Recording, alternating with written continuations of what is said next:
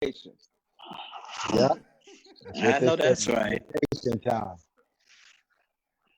God is good even in this. Yeah. Yeah. Lot of planning going on. Strategizing. Listen, it's important for the creative minds. This is the time for the creative minds to stay busy and to stay working. I know a lot of people are bored during this pandemic, but this is when you should be perfecting your craft out there. So tonight we're gonna jump right into it, man. Life in the pandemic. How is life in this pandemic for you, Ernest Pugh, man? To be honest with you, normally I travel like say Friday, Saturday, Sunday, but in the pandemic, I'm working 7 days a week. Seems like between the lives and I do virtual worship for about seven different churches, so it's like it's nonstop. Wow, I love that, man. Travis Malloy, man. How's it been going for you, bro? It's been a little different for me. I'm one of the ones that like to be on the go. So it's kind of forced me to relax a little bit actually. So I haven't allowed the pandemic to force me into creating a million albums and writing and all this stuff. I actually just been chilling, watching Netflix and watching Martin. And, One of my Jealous. favorites. you know, Jabari, how about you, bro? Me? Yes, Oh, I sir. thought you said Charlie. Nah, bro. I'm in the crib. Of course, like everybody else, I have days when I'm like, yo, dude, I'm ready to get out the crib. But I'm just, still working on my stuff. I hear you. James Hall. I'm a person that likes to go out to eat and go to shows. I'm missing that life, but I'm getting more in tune with myself.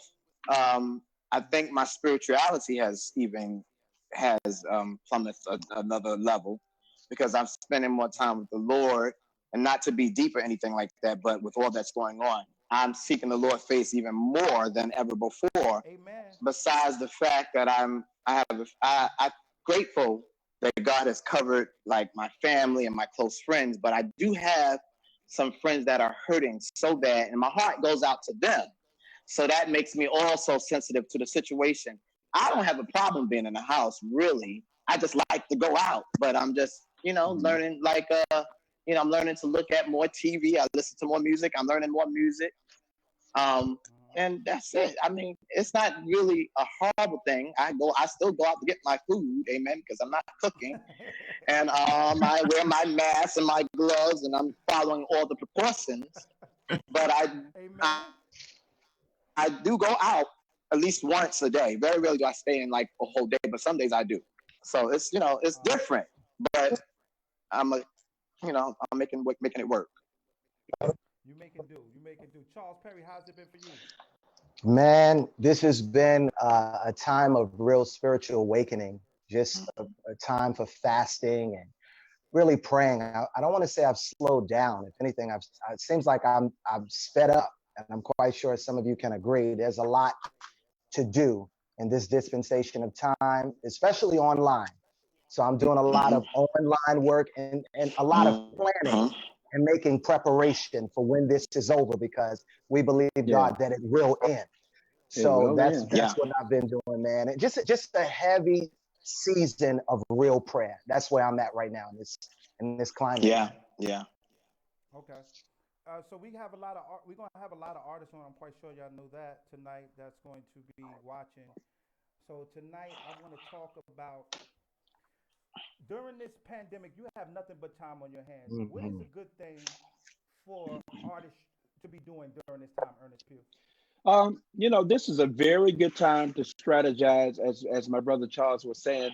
COVID-19 has a deadline, and when the Yes. deadline is up, we've got to not be trying to get ready, but you've got to already be ready. Meaning, if you're a writer, I'm sure right now y'all are writing post COVID-19 songs because when God Mhm. brings us through this, I believe we are going to have a people that are more hungry, more thirsty than ever before for more of God. And so I think this is a great time to do just that, strategize. I've been taking time to really write down dreams and aspirations of where I want to be 6 months from now. Although I'm in the present and I can't do a lot with what it is now, I'm already planning for tomorrow, which is what God would have us do. But I would say that what this has done for me, though, more than anything, is allowed me to turn down the noise of a busy schedule and really get clarity and direction for where I am going. Yeah, yeah. Sometimes God has to kind of slow Definitely. everything down for a minute just for you to sit back and get clarity and direction. Because sometimes in this industry, everything moves so fast and this trend changes. But sometimes when you get still, you're like, oh, let me find out where you really are. So that's what I think. Wow. Man, with that being said and getting busy, a lot of times what I find is people are busy. That's exactly what they are. But at the same time, how important is it to know your craft and to know the industry that you're in and to know what you're trying to accomplish? That way you can get that thing done by a certain time. How important is it to know the business that you're in, Charles Perry? Well, it's super important. If you plan on being professional and making money at it, you know, the scripture says to, and I'm quite sure the fellas will agree with me, to study to show thyself approved. And I think this is a season, guys, and I'm quite sure you guys will understand. It's a season for artists to really get cultivated. These things, these aspirations, these dreams, whatever it is you want to do, whatever it is you're looking to step into, this is the season really to get cultivated and get refined for where you want to be. If you want to be a singer, then you should be getting lessons. If you want to be a producer, you need to be going to these writing workshops. I mean, take the time to really learn. To me, there's no such thing as dead space. There's too much to do in one day. You know how much you can do really in a day. So this is what it's about, man. It's about getting proactive, man, and making it happen. I love that. Trevone, I have a question. People are asking me how to find where we are. I got like about 3 texts. They don't know how to. Where do they go? Facebook. We're live on Facebook. There's people watching us right now. On what? Shout out to everybody that's on my Facebook Live. On your page? Jabari, yes, sir. So tell them to go to Trevone page. Okay. Tell them to go to my page. Okay. Jabari Johnson is on my page. Everybody that's on, please go to my page and share it so that we can share it and they can see it from our page. Yeah, let them see it from your So let me try to share it. So everybody can do that. How do I do this? Back onto it. What goes? I hear this a lot. People ask me, "Yo, bro, I love this song. I love that song. How did you come up with it?" I have my own answer, but tonight I want to hear the songwriter's answer. Travis Malloy, what goes into creating a hit, man? What goes into it, if there is a such thing? What goes into creating good music? For me, honestly, I don't think there's a specific formula for writing a hit.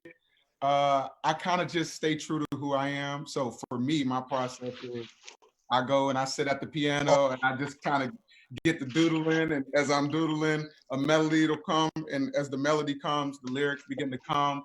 And I just kind of put it together like that. And I don't really force songs.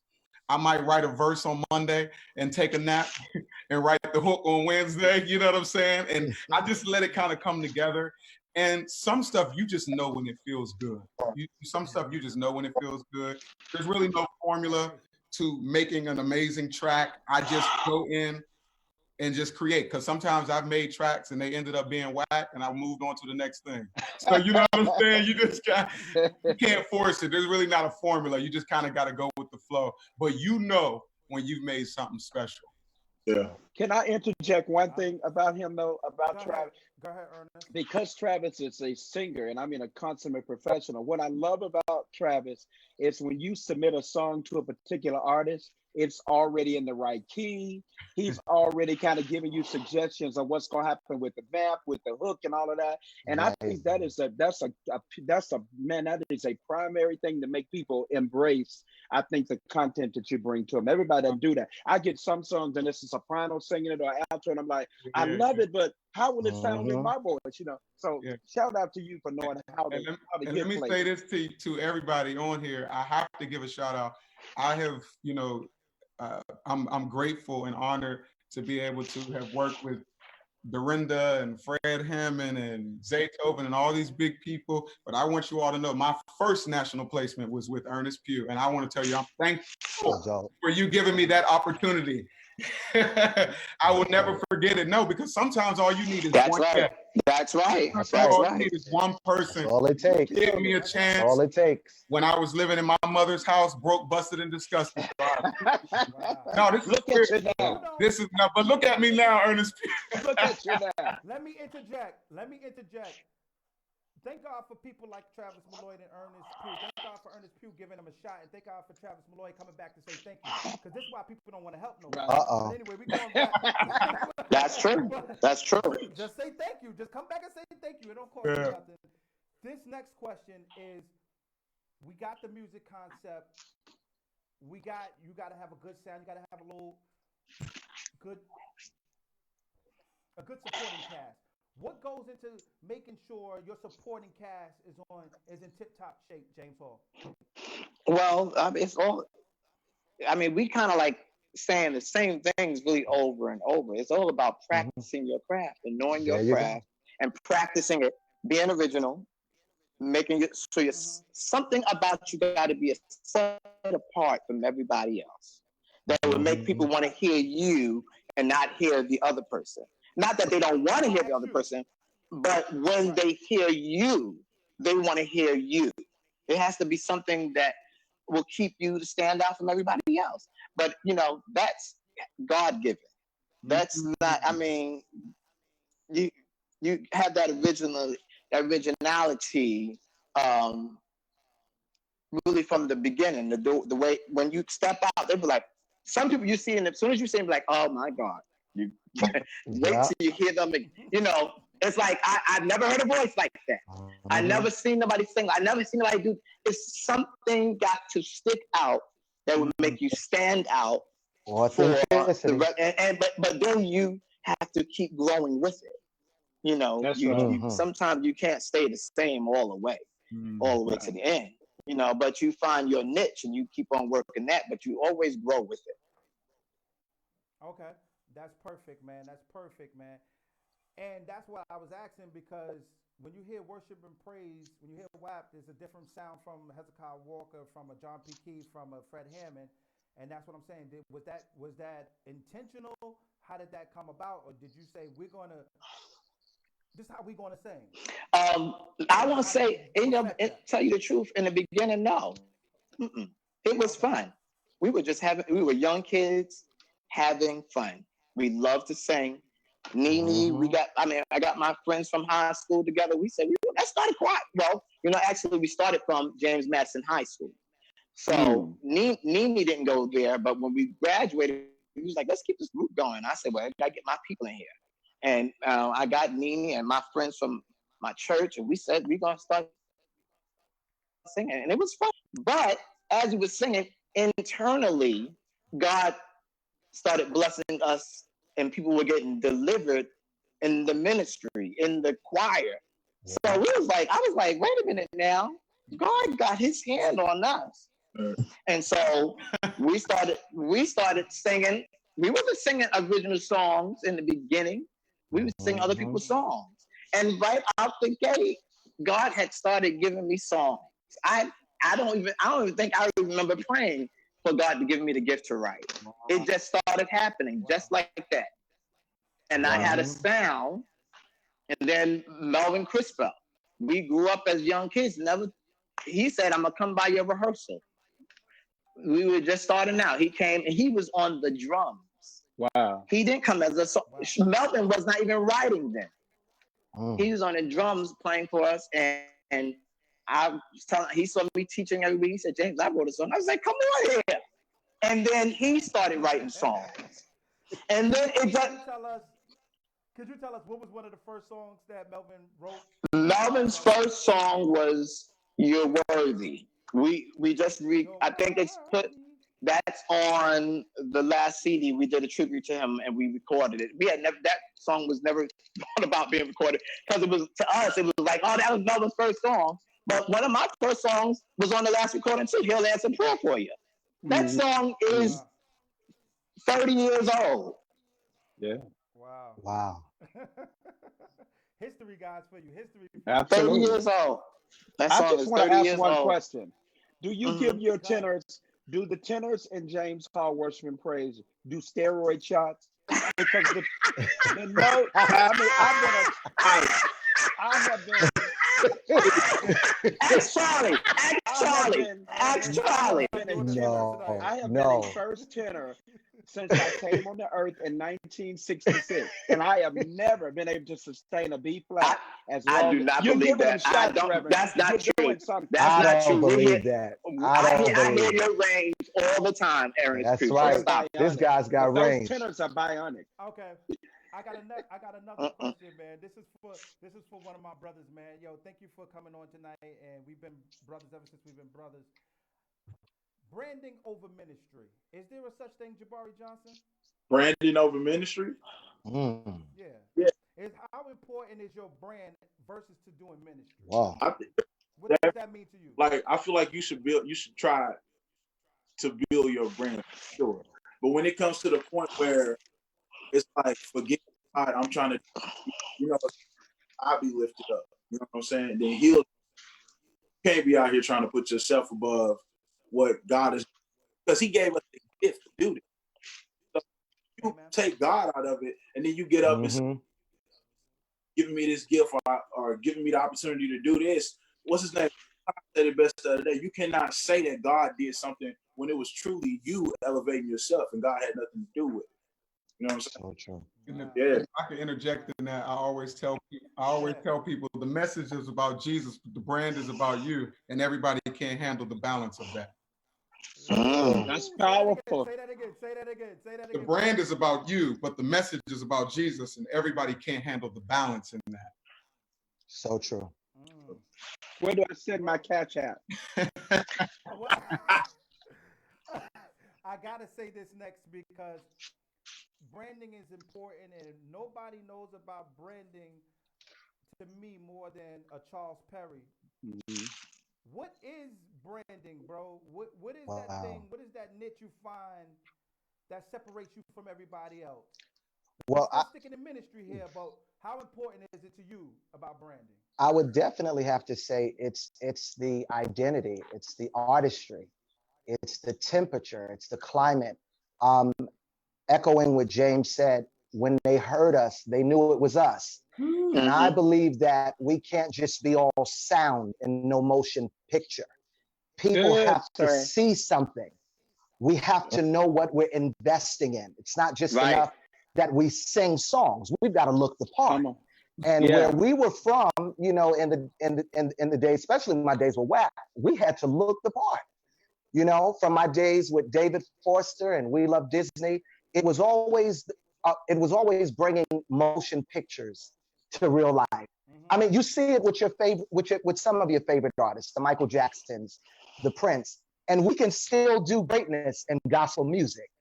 It doesn't have to be cheap and shabby because it's gospel. I believe because it's the gospel of Jesus Christ, it should be top of the line.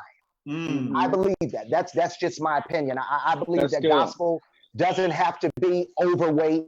It doesn't have to be Right. unfit. I believe gospel could be attractive. It could be on the same level because we serve this great God that we That's talk right. so much about. So I think the excellence, we should meet the standard of greatness. And that's what the brand is. It's the identity and the flow of efficient artistry. That's what it is to me. Bro, I couldn't answer that. I couldn't answer that better.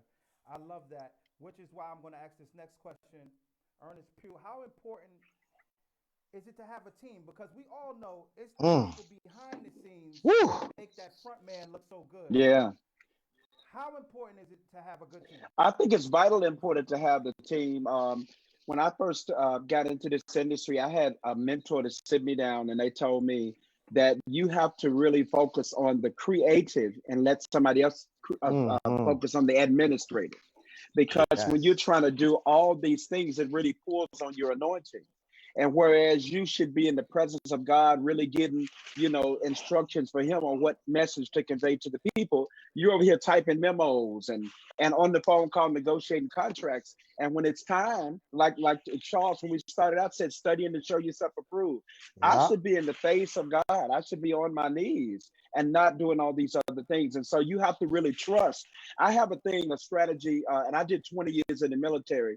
And I had this strategy. My mantra was teach, train, and trust. Once I teach you and I train you, then I have to trust you to operate in the capacity that I put you in. So I think that it works the same way cross-culturally, across the board. You teach, train, and you trust, and you have to have qualified people in your corner that can do That's it. right. That match your spirit, match everything about you, and represent you to the fullest. I love that. Which is why I'm gonna swing it this way now. And I didn't know you was in the military, man. 20 years. Wow. I think I'm gonna get a lot of information being on this side. It may not be up to 1,000 people in the room at this second, but thousands are gonna see this.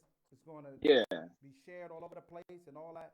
So I'm careful on the words, on where I'm getting ready to take this next, but I just gotta be real at the same time. So, but I want to ask you guys, what do you feel about the state and shape that gospel music is in right about now? Anybody could jump on that.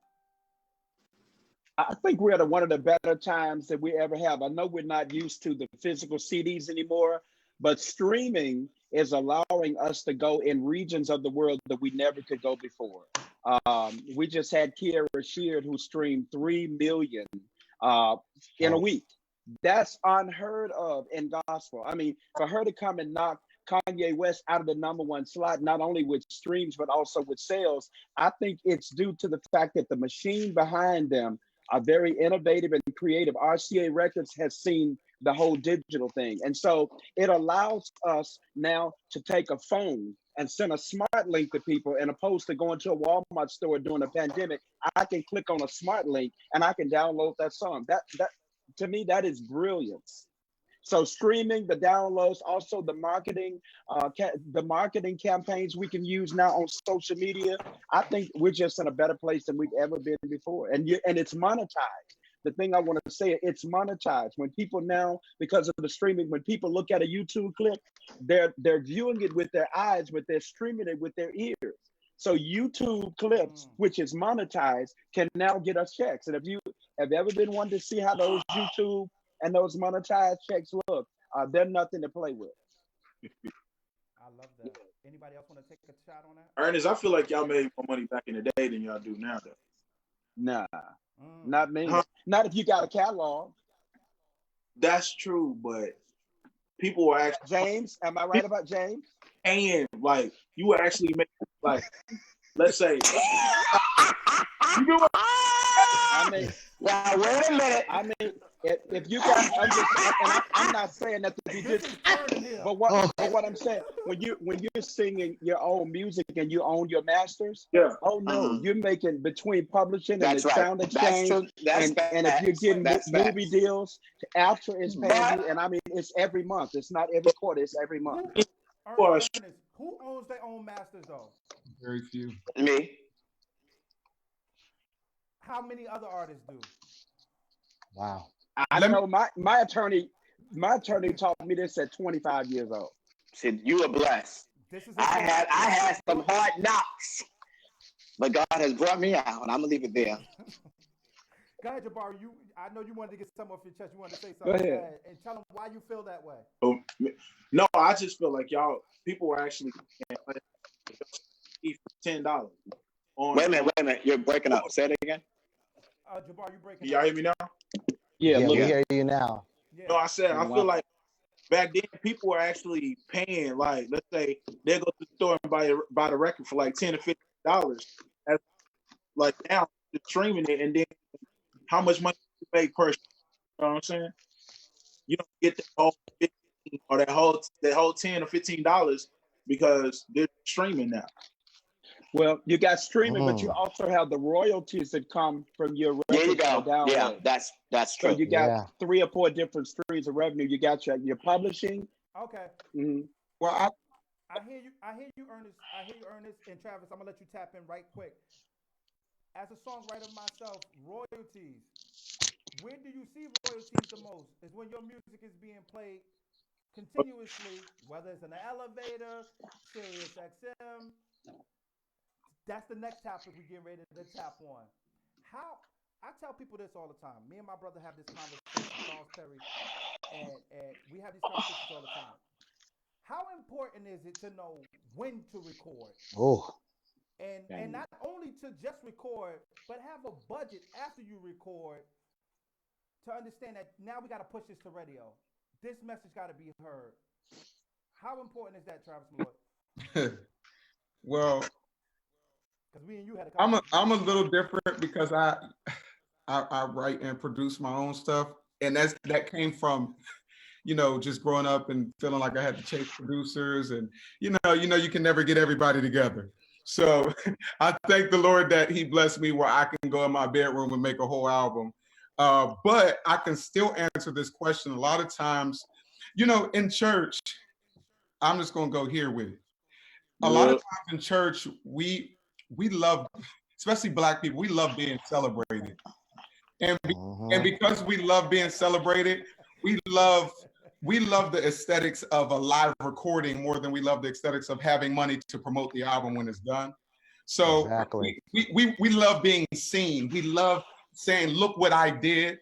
And sometimes that overshadows, the meat and the potatoes, which is, post-production, pre-production, mixing, mastering, quality marketing and those things. And accepting whether you are a radio artist or not. It's okay not to be on the radio. I know a lot of people that are very successful that are not top 20 on the radio and this and that. So sometimes you got to accept, is this album just for me to be on the road and make it happen like that? You know what I'm saying?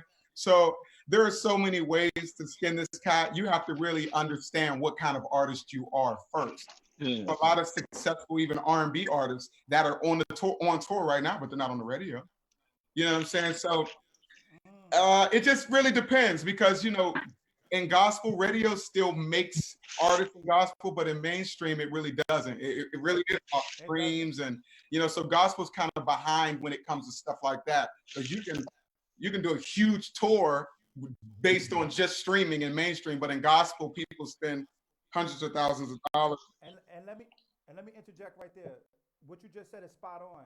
You have Charles Perry in the room. Just about anything this man posts is viral.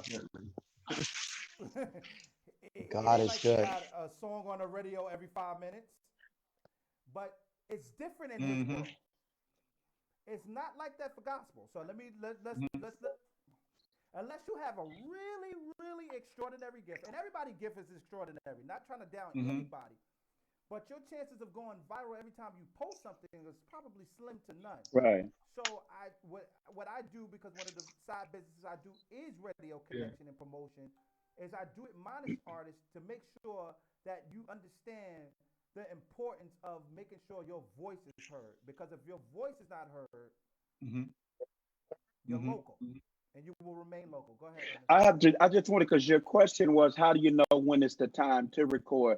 I watch. Before we got into it, I watch a lot of what the R&B side does, and a lot of times, until you're single, really puts you in demand to where people are really checking for you and downloading. I do the same thing with what we just did with Carrie. I said, until you get that record at least in the top 20, I don't want to even get a release date, because to me it's very saturated sometimes at radio. And so I'm not saying I'm defined by radio, but radio will give you the temperature. The barometer, if you will, of when the people are ready to hear from you. I don't record an album every year. Some people want to jump in there every year. I want you to miss me for a moment, and then I test the market with a single. And if they not buy, if the radio programmers and the music directors will not give me that platform, it's very difficult outside of YouTube to really say to my fan base, hey, I'm ready to come out. But I'll tell you what we did do. I used to have a record company called EPM Music Group, and we used Crystal Rucker. I didn't have a budget for radio. But what we did is we started overloading everything with YouTube. And this girl will have 500,000 hits on YouTube. So we really made her record sell by the avenue of YouTube. because people are still watching it. So it created a demand. So to answer your question, I think when it's time to record a full album, it's when you made some noise, I think, that people are ready to buy. Yeah. I want to ask you guys a question, because this is, I got some singers asking questions over here. I want to know from all of y'all, what do you think is more effective for artists, streams or radio, in your opinion? Because you got a lot of independent artists that are winning off of internet radio, shockingly, outside of mainstream radio. So what would you say for each of you is the most effective one that works? What do you feel works? I want to, okay, my answers are definitely not going to be factual. This is all coming from just how things make me feel. I think in whatever lane you're in, you should dominate it. And I think once you dominate that lane, those opportunities will come. I can give you a perfect example. I have a friend in New York, Vincent Bohannon. He has created a lane for himself and a sound that people love and that people post videos. He really doesn't need anybody because he's created a lane and he's dominated that lane. Rather, it's just posting rehearsals. He's dominated that lane. And I think that with the right team, he can pretty much write his own ticket because he did it himself. It wasn't based on what radio did. It wasn't based on, what a marketing team did. He found his niche and he dominated. That's good. That's good. Okay, I love that. And once you find your lane, go therein. And I tell people all the time, it's not about following trails. It's about blazing them. I don't want to do what I saw yesteryear. I respect yesteryear. I learned what I learned from James Hall, Charles Perry. I sat under their tutelage. I learned how to conduct a rehearsal watching this man. I learned how to be stern and firm, but gentle with my singers because of Charlie. So, but at the same time, I couldn't. Charlie's gentle? Charlie's gentle with his singers? Okay. Okay. James, don't do it. Don't do that, James. Okay. Okay. James. Okay. James, I'm stern, not mean. There's a difference. Okay. I'm stern. I demand excellence. James, you know where we're from. We're stern, not mean. There's a difference. Yeah, you're right. No, I was trying to figure out, had you changed? But I would have. Okay, you good. I just want to be. That's Trevone. We are like the same person. So I'm just trying to look. I just want to get an understanding. You already know. My twin, my singing twin. Trevone, I gotta add this. A lot of times, and I'm not saying this because I'm on here with him, but because I say this in my private time. James Hall is probably in my top 5, probably the most talented. I ain't talking about anointing. I'm talking about talent. We already know he's anointed. Definitely. I'm not being brilliant. Probably the most talented musician. Oh my God, Travis, shut up. Music has ever seen. And a lot of times when you're so talented like that, it's hard for us to compromise with people who think that they can tell us what lane we should be in. No, I created this lane and I've dominated this lane, and you're not going to get into anything else. You know what I'm saying? And he can dress too. I don't like him because he dresses. Oh my God! I don't like him. This is going so left. We're going off the topic here. We are off the topic. It's a show off. How important is it to have integrity in this field, Jabari Johnson? Everybody's staring at me. Yeah.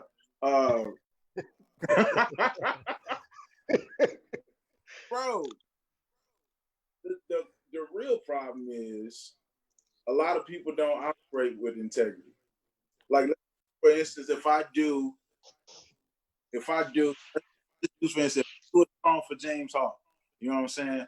If I say, hey, don't worry about paying me or nothing like that, just on the, catch me later. I might need you.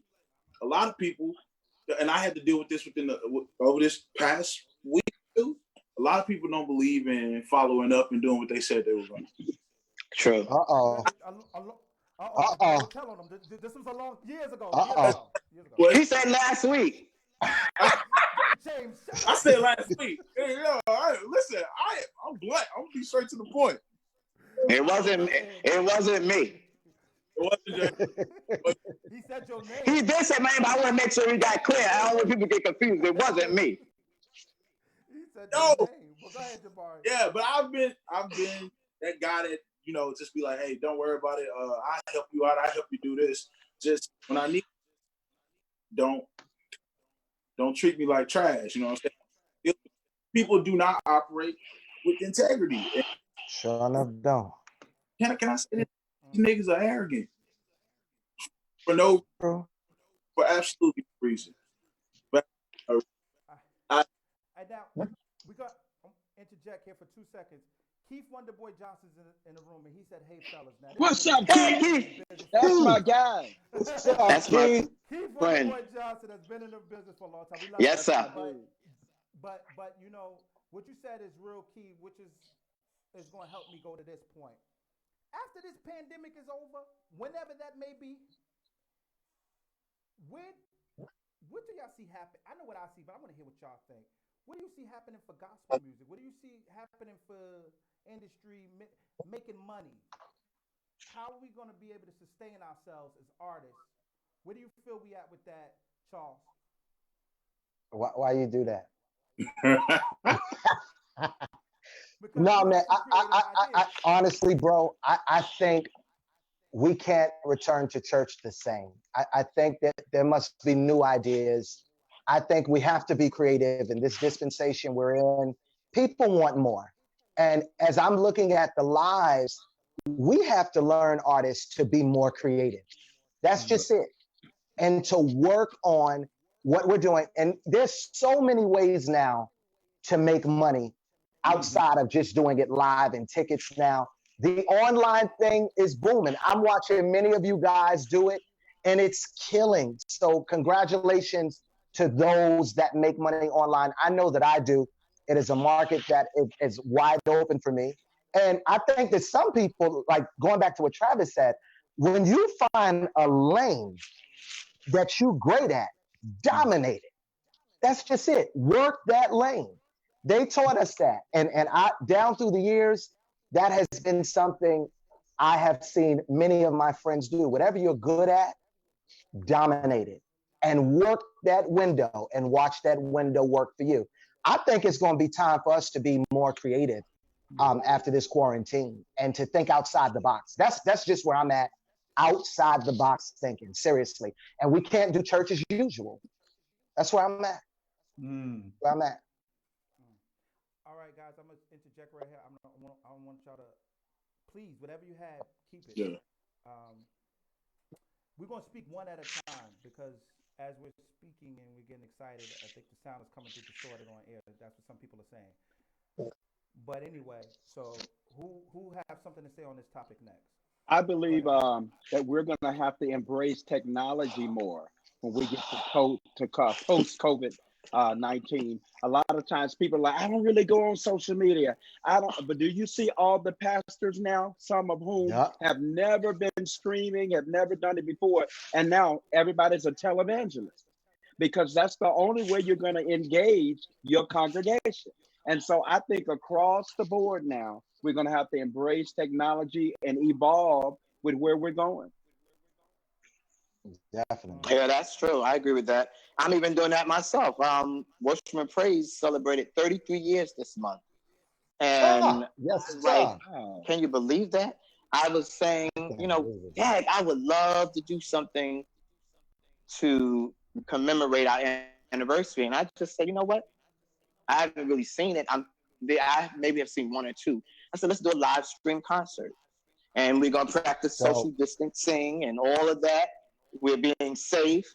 But it's something I wouldn't usually do. But because of the season that we're in, this is something that we're going to have to do. Yeah. And we're going to have church just like, everybody's there and do what we have to do to make it happen. Yeah. So I agree. You have to be creative in the season. Yeah. I believe that. Anybody else got something? Yeah, Trevone, I wanted to talk about this. I also been thinking about financially being able to survive if it happens again. Yeah. Yes. A lot of times we live in the now And, I know so many musicians that are struggling Oh, because yes. they live from check to check and things like that. And I'm really, really, grateful that I've partnered with a ministry who Amen. hasn't been hit like, a lot of churches have been, as well as, I've been reaping what I've sowed. So a couple royalty checks have been coming in, Earnest Pugh. I promise you, the Lord will meet you in the middle of a pandemic. I'm a witness. I'm a living. I've made more money this month than I have in 2 years. So I'm a living witness that He'll meet you in the middle of a pandemic. But I have to say, I want to think about later. We shouldn't always be the ones struggling if something happened. You know what I'm saying? We got to figure out a way to save money. We can talk about investing and things like that, not just always trying to. Maybe you don't need to record. Maybe you need to, save some money. You know what I'm saying? Yeah. So let's can we talk about that? What can we do differently to to be able to survive something like this if it happens again in 6 months? Yeah. Ooh, and I'm glad you brought that up because that's very imperative for us artists to know it. And then you got to think of yourself as an entrepreneur when you're an artist. This is a business. Ty Tribbett alluded to that the other day. He said this industry ain't of God. We're gonna get on that in 1 second. Not yet, but there is an industry side and there's a ministry side. You have to be prepared on both levels. So I totally concur with you all the way on that. And for some of you people, you can maybe look at it this way. Until your dream starts working for you, maybe you need to work. Work for the dream before the dream can work for you. That's good. So everybody don't need to be sitting home all day like you can play an organ, Hammond B3 or whatever. Everybody. James Hall just laying up on the couch watching TV. He gets to sit home. You paved the way, James Hall. You can do that. But he's rich. James is rich. Oh boy. And we know what he eating because he put it on Instagram. Oh my lobsters and things. He's rich. But that's what you can do when you can play a Hammond B3. That's right. But anyway, right here. Everybody don't have the pleasure of sitting home. And then if your dream is not working, there's nothing wrong, artists, with going out there and getting you a nothing wrong with it. I did it. I had one. I did it. One. Well, when it first started, I was working every day. Rogers and Wells. I worked there for 6 years in a law firm. Sure did. And didn't have no problem getting on the train. I rode the New York City train to work every day. You see, we're more concerned with looking like something as opposed to. Let me explain something to you. Let me tell you, our Worshipman Praise performed on the Christmas tree lighting. I worked that morning before we did that show that night. So I was singing with Glass Night at 7, but I was at 7 a.m. I was at work sitting at a desk. That's right. Amen. Ain't nothing wrong with it. Ain't nothing wrong with it. I'm telling you the truth. My co-workers was going, wait, I'm getting ready to go perform at Lincoln Center. But I was working at a job that morning. Y'all laugh, but guess what? I had a constant check coming in. That's it. Right. And you need consistent money. Yeah. For consistent. You got to be able to support the vision. Yeah, that's right. It takes money to support the vision. Without money, what are you doing? You don't know. Amen. And I think I probably about the only one that still do like 18 different jobs. That's all right. That's all right, Poochie. Go ahead. Go ahead. Everybody gets to stay home but me. I got a clothing factory. That's all right. I got this. Keep pressing your way, son. So keep pressing your way. But I want to ask this question to Young Buck.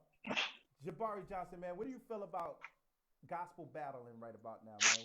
Where we at with that? This is a good question. Earnest said, if you don't have a great catalog, don't do it. Wow. Like WP and his, that's great catalog. You know what I'm saying?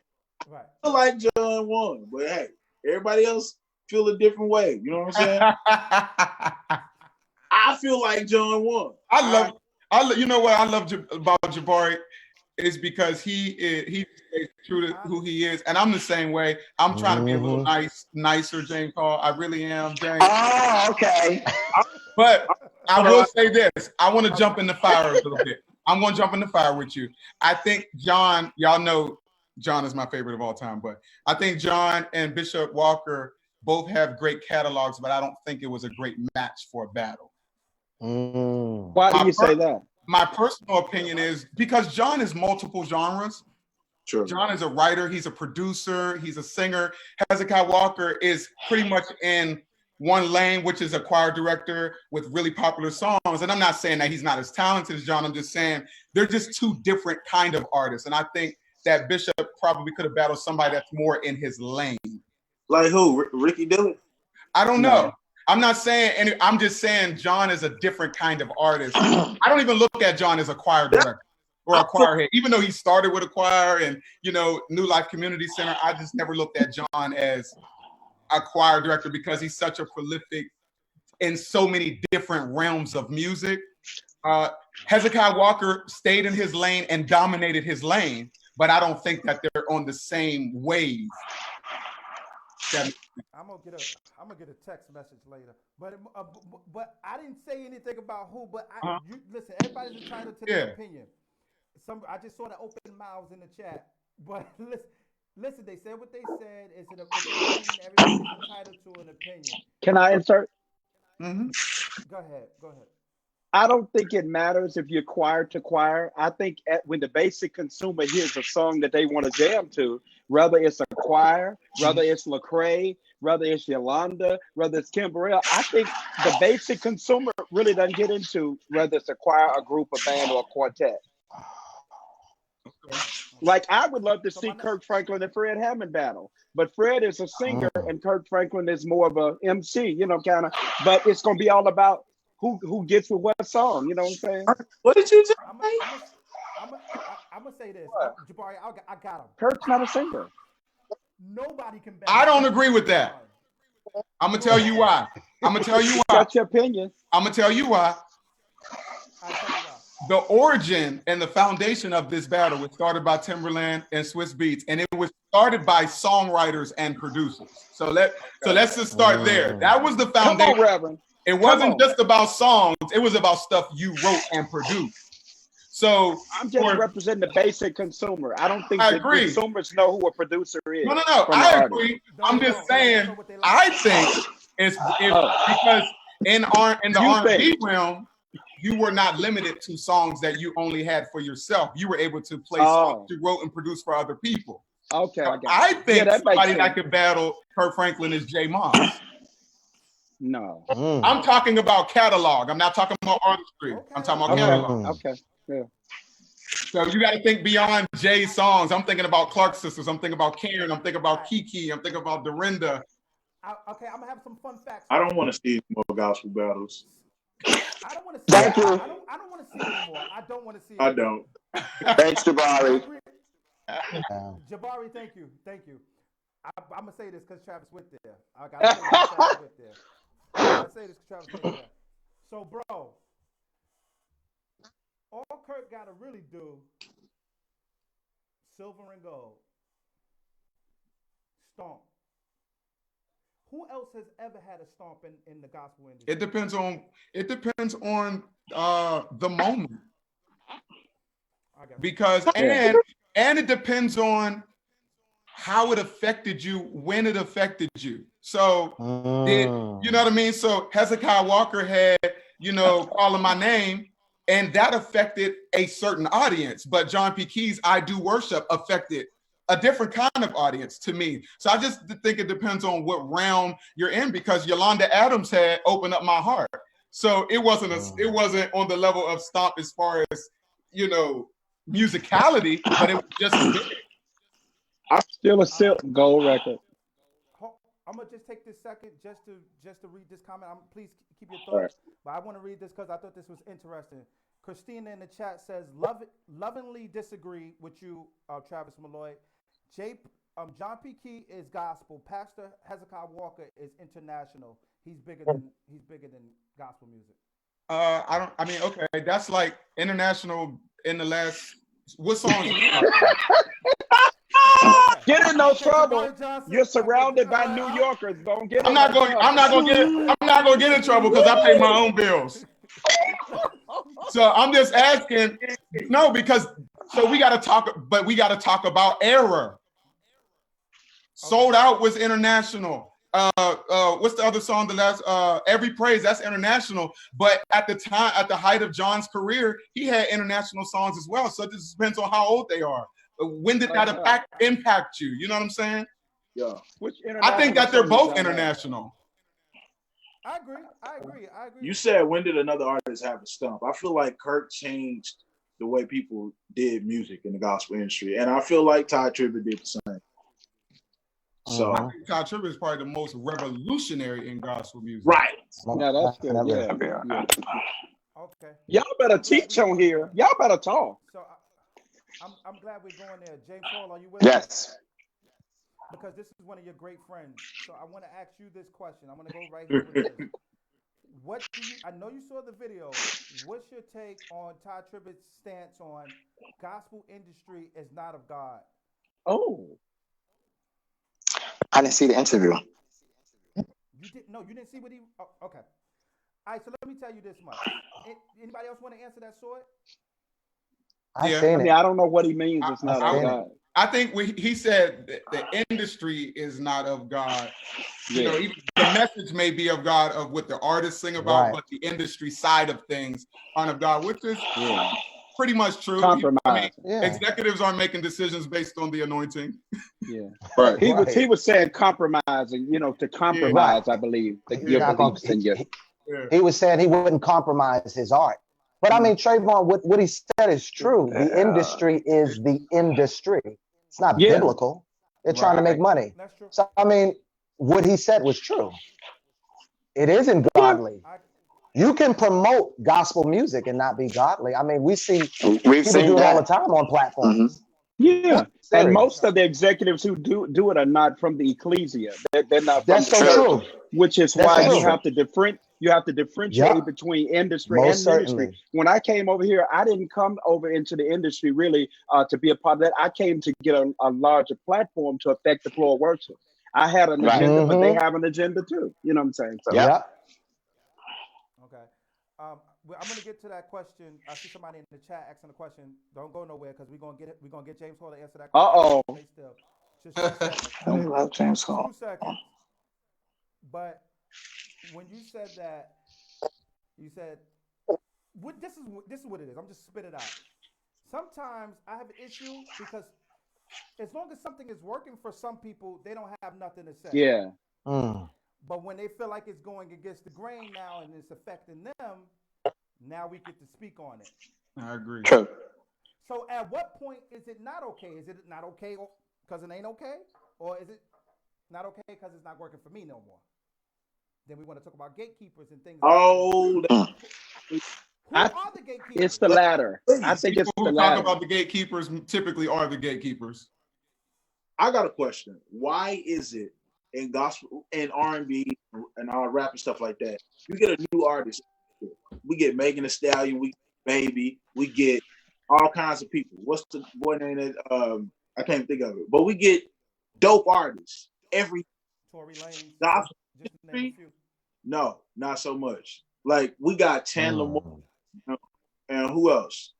You know what I'm saying? And I feel like what is this thing with gatekeepers? People saying that, oh, you're not good enough to be in here, or they just keeping people out for no reason.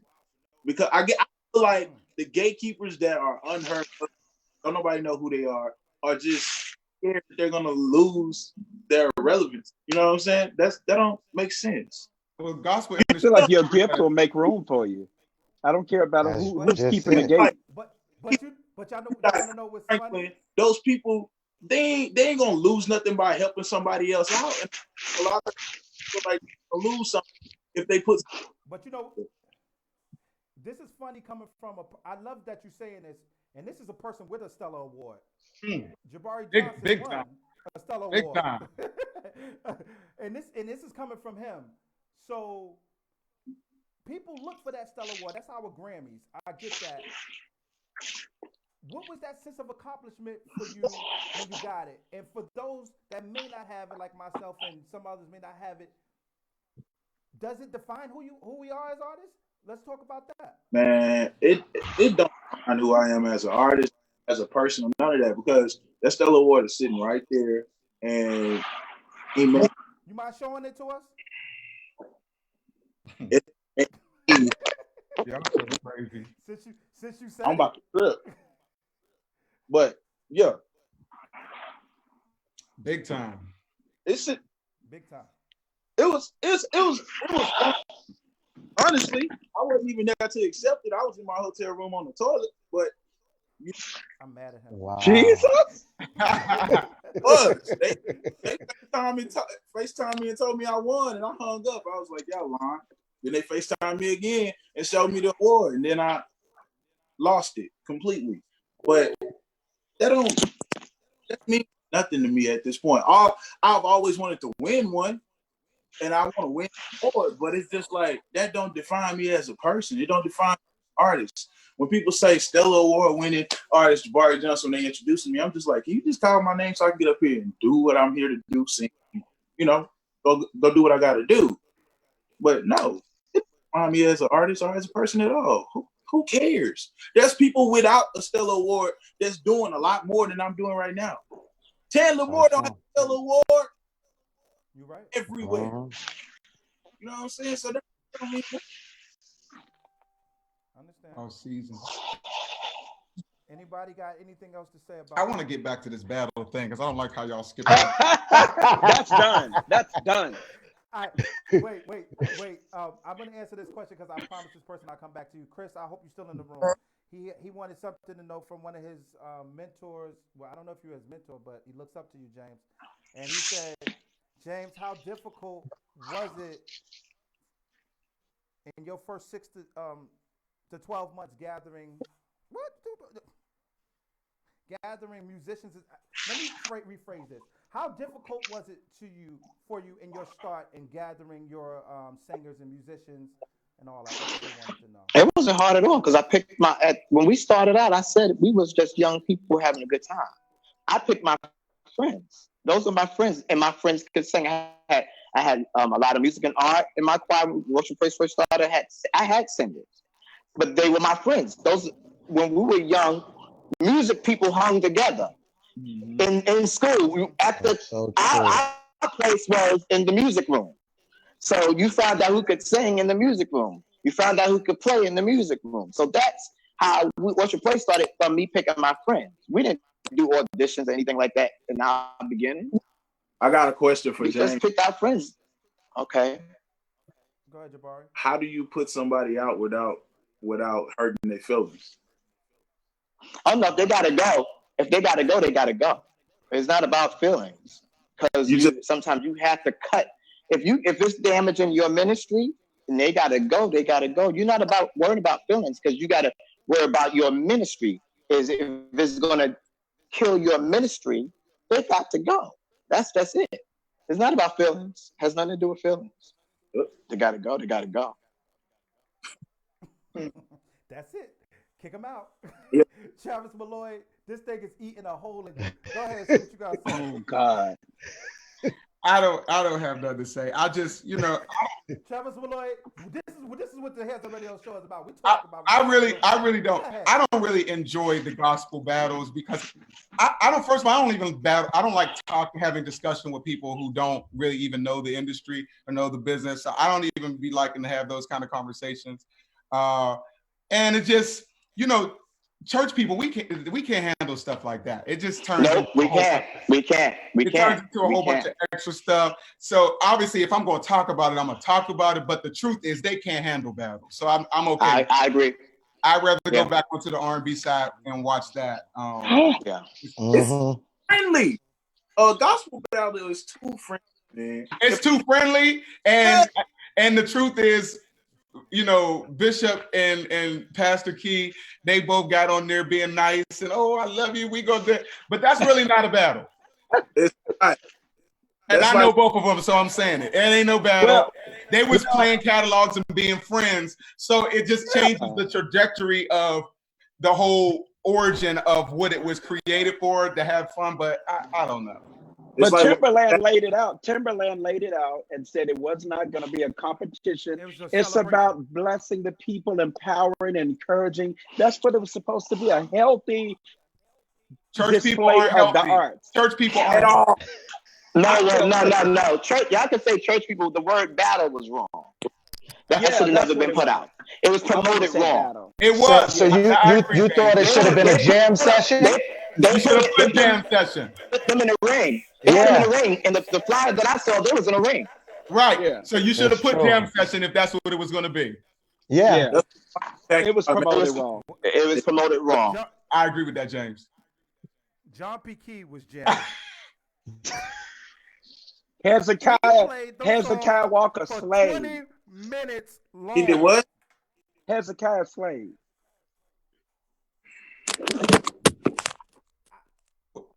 Okay, I can hear. May you rest in peace. What did he say? May you rest in peace. Well, I'm gonna give my personal Hezekiah opinion. Walker he definitely blazed, but I'm choosing John P. Key. That's all. That's fine. Right? And you're entitled to your opinion. All five of y'all. This is where I feel. This is the way I feel about it. Bishop Walker has a catalog that we know more of. That's all. I'll put it that way. That's the best way to put it. All right. Your generation. That's who impacted you. You're a New Yorker. I love John. Both of them are amazing artists. But Bishop Walker, nobody can take away from that man. That man's got hits. He's got hits. He's got the hits. He got the hits. Yes. Bishop Walker is one of the greatest of all times. We can't take that away. Both of them. I love both of them. That's why I want to talk about this again, He was because I the didn't want. artist of the decade. He was the artist of the decade, according to Billboard.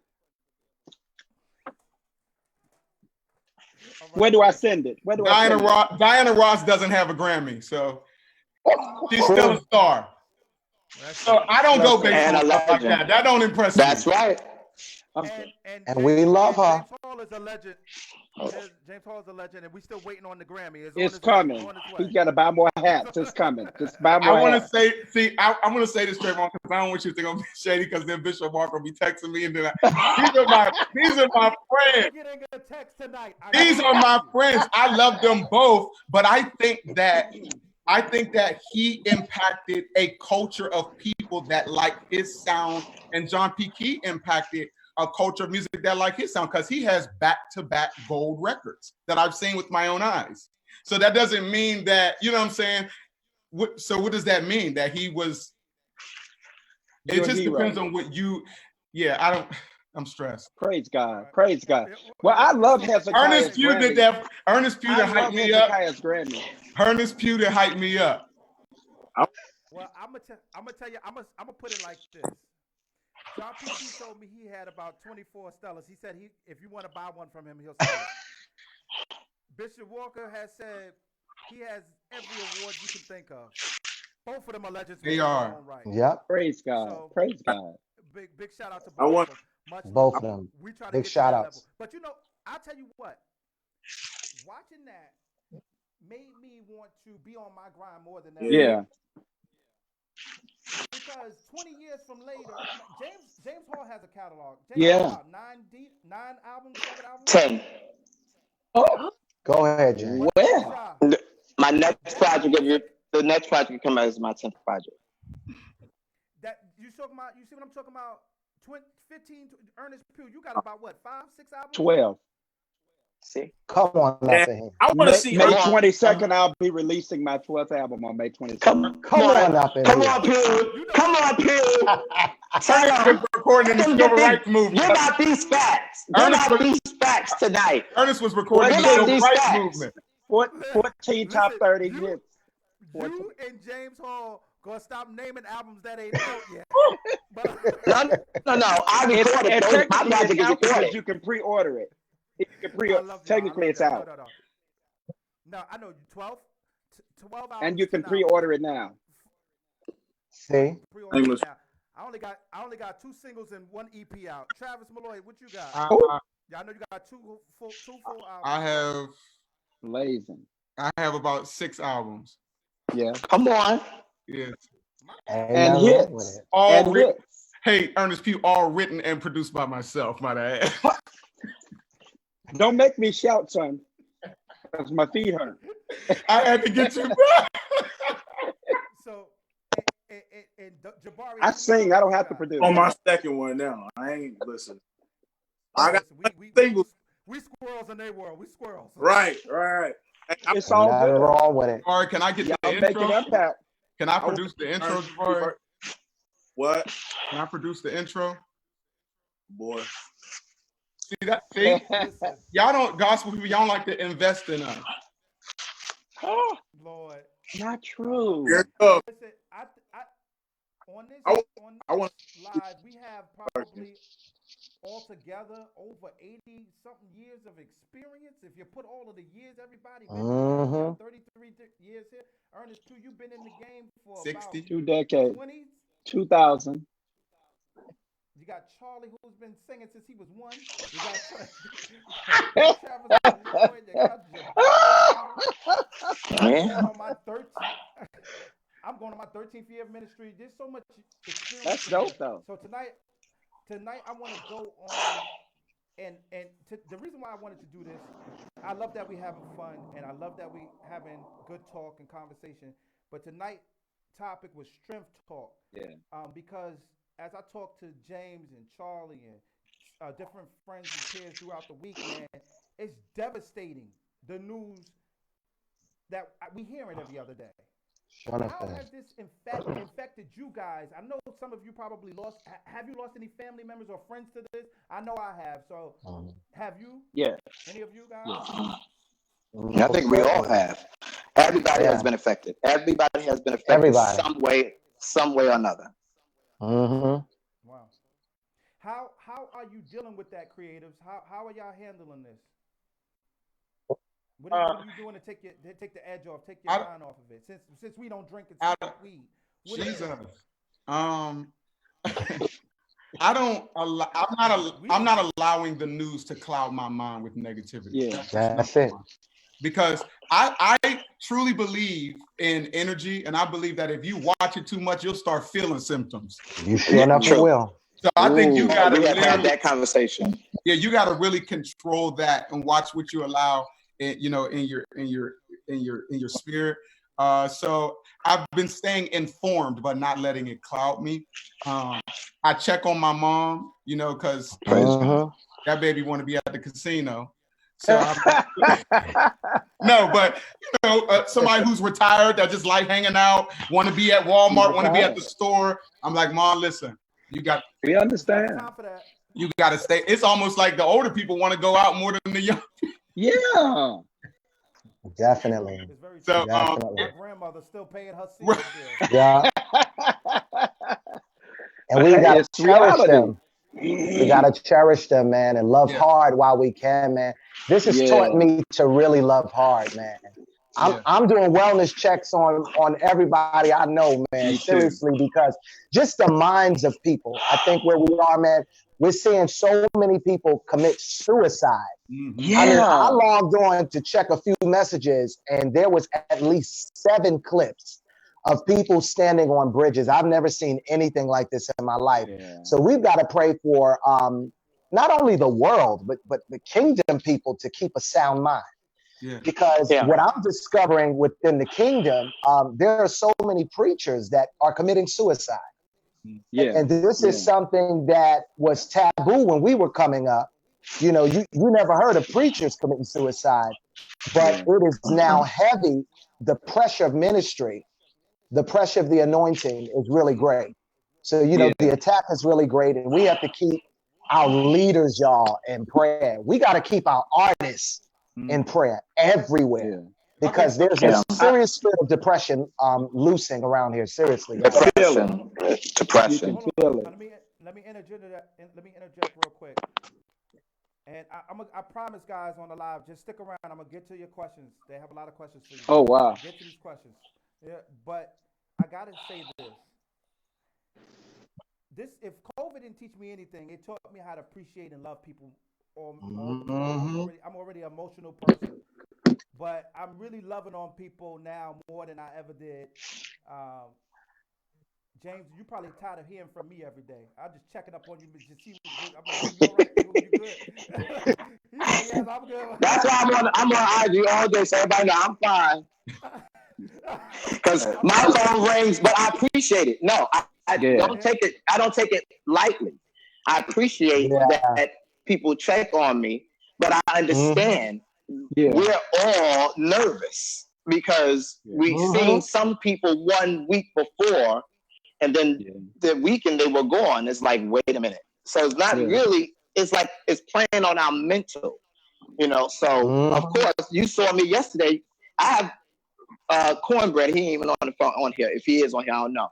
He will speak to me the night before, and if I don't answer the phone the next day, he's like, call me. And then when he gets me, he's like, Nick, I was calling you. Like, you can't be like disappearing now. And I'm like, I get it. Because our mental is at a different place now because people are here today and gone by the night. Yeah. And you know, it's a song. It's a song, man, and not to be super deep, but you know, when Keith Pringle first put this song out, I'm telling you, this song is prophetic. But it talks about how God will keep you in perfect peace. The way that you keep your perfect peace is you really do have to keep your mind. I mean, like bringing every thought into captivity and really making it obedient to God's will. Because when you hear the news, like you were saying, you have to process it and then put it over to the side. Pray and process, but do not begin to find yourself walking in fear. I've had close friends to die, and what I have to fight with my mind to not do is to not fear that the same thing will come up. Because in the book of Job, the thing that Job feared the most is what came upon him. So you can't allow your mind to create something for you, a death sentence.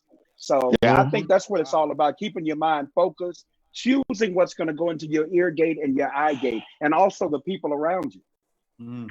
Just a few weeks ago, me and Charlie and Trevone was on a three-way call, and we was laughing. We make anything funny, but we were serious about what we were saying, how we were all feeling like we were getting sick at some point or another because of, you know, what we were hearing. It's like, you know, you look at somebody's thing, and you're like, I think I'm feeling that same thing. And so it's comical, but it's facts. It will play on your mental. It will play on your mental. I feel like I feel like I had Corona last year. Yeah. I'm not playing with you. I feel like I had last year. No, you may have. You may have. It's been around since last year. You may have had it. Yeah. And listen, Trevone, we got to talk about people keeping their immunity boosted, guys. We got to get into it. Immunity C, D, and zinc. You guys need to boost your immunity. Get your hands on some hemp seed liquid. Charlie is doing a commercial tonight. Listen, I love it. I'm teaching on empowering my people. Please send that to me. Bro, I'm going to get you. Listen, I'm getting everybody number. I got to send everybody this. Yeah, put it on your page. I want to give y'all some everybody on this video tonight, Blackberry immunity. It will save your life. Guys, this is for anything that attacks your respiratory system. It has some vitamin C elements. It's for chest congestion and the respiratory system. If you feel anything else coming on, you can use this. Your basic, we know about black seed oil. Listen, guys, get into wheatgrass. Singers, wheatgrass shots will change your life. It'll shoot your immunity up. Wheatgrass shots. Seriously, if you can get your hands on some wheatgrass shots, some wild African honey, which is right here. Is it over the counter? Any of it over the counter? Some of this stuff is not over the counter. You have to order it. And some of this stuff, most of this stuff is imported in. And y'all know the good stuff, they don't want us to have anyway in our stores. Y'all know how it go. So we got to seek a little bit, but it's important to get this information. Moringa, soursop leaves, get into it. Singers, listen, if you don't take care of your vessel, you won't have one. That's good. If you don't take care of your vessel, you will not have one. We've been blessed to do this.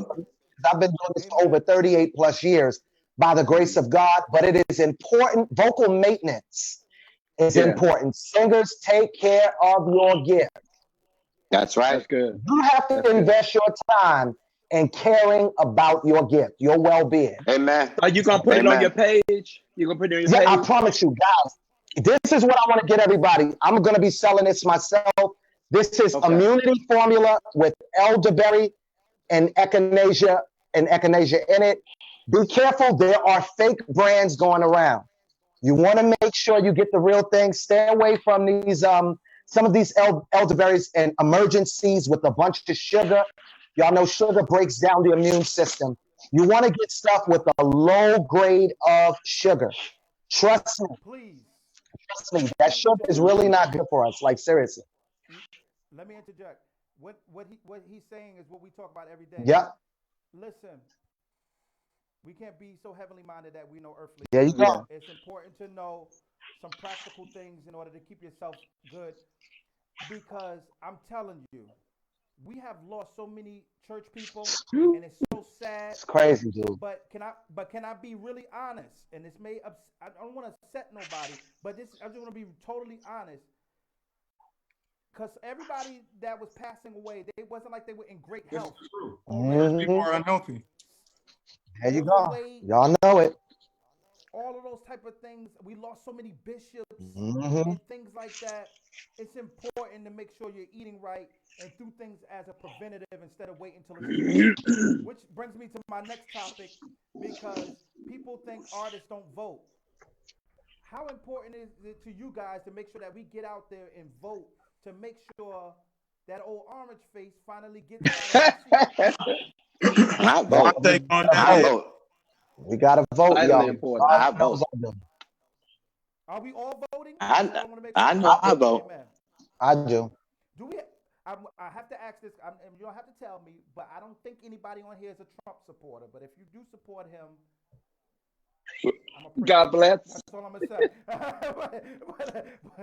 but we have to get. Diddy said something, and this is why I said, this is why I want to talk to y'all next. You pioneers can answer this. How important is it to use your platform for the right message?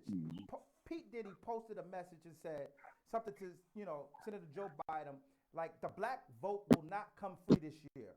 Hold his vote hostage if he has to. I don't like that he said that. Wow. Because I think that may be sending the wrong message to not vote, because Joe Biden may not be pro-black and black people. Wow. But we know one thing we do know is we don't want to deal with Trump 4 more years. How important is it to use your platform in this season for the right type of message, James Hall? I mean, with that, see, I get the it's very important. It's very important. But one person using their platform and then 5 other people saying something else is just as bad, because it's who people look up to. It's I mean, you have to be mindful of. We all have to be mindful of things we post. That I know we're talking about political right now, but period. Especially being that most of us are in the gospel business. We have to be, mindful of, I have slipped to put stuff up. I'll be like, put that, because I'll be like, maybe somebody's gonna take that the wrong way. It's you got to be careful. Be careful. It's very important. To answer your question, it's very important. I get it. And not drawing everything. Sometimes you don't have to be the culprit. You can follow something that somebody else posts, and it's just as bad. True. Amen. Ernest, you got anything you want to add to that? I was challenged by Jamal Bryant the other day when they opened up Atlanta, and the first one that Jamal really began to really hit up are the people with the large platforms. Now, the mayor, Keisha Bottoms, is doing an impeccable job down there, Malloy. But the first thing Jamal said, listen, come on, y'all, you preachers, politicians, people with artists, everybody. He said, y'all got to put it out. Ring the bell. These people don't realize that they're being guinea pigs. We still got the courthouse. It's still on lock. They're not going to work. So if the economy is, if the health issue is that much contained, then why aren't y'all doing it? Why aren't you opening up tanning beds and so on? So he was saying Come Don't on. get thrown off course Very by the good. fact that we're letting you Yeah. go. This same thing happened in Philadelphia with the when they had the swine flu situation, and millions of people died. Because when they True. opened it up, they used to black people. And look, my grandmom, who always would say, "Listen, when Noah Ark, when that thing was over, they sent a dove to go and make sure everything. Don't use me as a Sure dove. did. Don't make me a sacrifice." And that's what he's doing. I want to So ask, we have to go and speak to our people who are watching us. We have to make it a priority. Trevone, I want to ask a question. Is that okay for you? Go ahead. Somebody just said something in the comments that made me think, and I would love to hear Charles and James's response to this. They said, I believe that Go ahead. Diddy's comment was taken out of context. I saw that. I believe that too. I want to know what James and Charles, what y'all believe about when he said the black vote is not going to be free this year. Do something for us. Because, you know, they do. When the politicians, when they're trying to get our vote, they start telling us a whole bunch of stuff to get that black vote. So I do. They start coming to our churches on Sunday morning. Exactly. So we can't. You know I it. don't know if I It's disagree ritual with now. it. That's what they do every year. Yeah. Go ahead, James. You go ahead. No, I kind of agree. It's going to cost. Yeah, It's going to cost. come up and tell us, oh, we're going to do this and we're going to do that and get us all excited. They do that every year. You know, that they want to treat us like we're animals and like we're just going to do, you know, you throw us something, which some of us do. Some of us do. Some of us do. That's why they think that they could do that, because some of us will sell everything out. Yep. You know, but we do have some smart colors. Amen. Because you're not going to give me $1,200 and think you're going to buy my No, see, that's what I'm saying. That's what I'm saying. We take something and we get Your life. excited. That's right. Your life. I am so Charles, you down. got something you want to add to it? Go ahead. I feel like, bro, they have to do something. Our people are the race that is being most affected by this. And I feel like where is the answers? Because let's face it, our brothers and sisters over in China, they got answers and we don't. And I'm trying to figure answers. I think we got how are they answers. getting cured? How are these people in China and over in Japan, they're getting cured and going back to normal? And our over here in the US, we're falling apart, man. So I think we need answers. Our nurses need answers. I want to talk about our nurses that are being directly affected by this. I've got We family have a sister. in the nursing system, and they're being affected. And I think they're gonna have to work when it comes to our vote, because we're not just gonna vote just for the popular choice. Black people, intelligent, beautiful people, we gotta make the right decision for the human race, because we all are being affected, but people of color, we're definitely dying. When I look at the death toll, what's going on in my city, we need answers. We need answers. We need medicine. We need it. I want to interject right there because I concur with that. Me and Charlie was on the phone the other day, and I was saying how the stores that are open, the McDonald's and the Popeyes, come on, man, full, but the health food store empty in the black community. Empty. Something's wrong. Hence, underlying health conditions. And we wonder why we're the ones that we thought we were immune to it. We are the ones that's most affected because of look at how we're eating. But now the government has set it up to be this way. That don't mean we have to follow it. I'm always in a mixed culture area. You don't find a McDonald's every 2 minutes and Chinese restaurant and Burger King in those neighborhoods. Sure enough, no. You'll find a Subways. You'll find a Jamba Juice spot. Oh well. We don't see any Jamba Juices in the hood. So we got to be smart. They're putting these devices here in the black communities to harm us personally.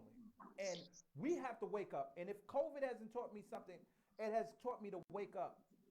And now it has also hit home because we have lost one of our generals. Now it has affected the gospel community. We lost Troy Sneed. R.I.P. to Troy Sneed.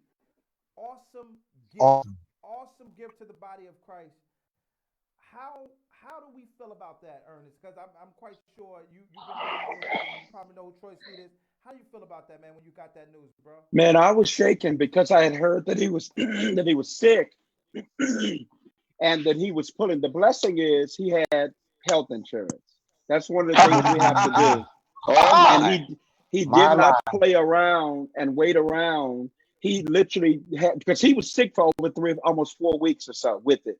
And the blessing is he had the best of doctors. We don't. The thing is that really makes you. There were no underlying health issues. He was physically fit. So that's what I'm saying. We cannot open up a city and become vulnerable to something like this. This man had nothing that would have made him vulnerable to this attack on his body. And he was fighting. And also keep him in prayer because 2 of the children, as well as his wife, are positive as well. Keep him lifted up in prayer. Jesus. But I was shaken. I was in shock. Trevone, can I say something to you? I have health insurance and life insurance. Praise God. Bless. And the reason I'm saying that is because there was a day I was at the Stellars and didn't have life insurance. Wow. There was a day I was wearing Gucci and didn't have health insurance. I'm telling you. So when the Lord showed me, like, you can't be grand and we can't bury you. Yep. A musical. Well, I wish everybody heard that. So I'm telling you that the Lord didn't just elevate my finances, and He didn't just elevate my finances and my status. He elevated my mind of what's important. That's it, bro. My mind. So confused about what's important. Mentality. And it's selfish not to have life insurance. Wow. Well, I'm telling y'all now, if anything happens to me during the pandemic, I need y'all to put me in the freezer because James Hall has to be at I need a service. So put me in the freezer until all of this is over. I want to hear the blood. I want to hear God. Yeah. Okay, I'm done. Oh my God. Ernest, let me tell y'all this. I love all of y'all deeply, man. And this is why I asked each one of you guys to be a part tonight. Please be careful.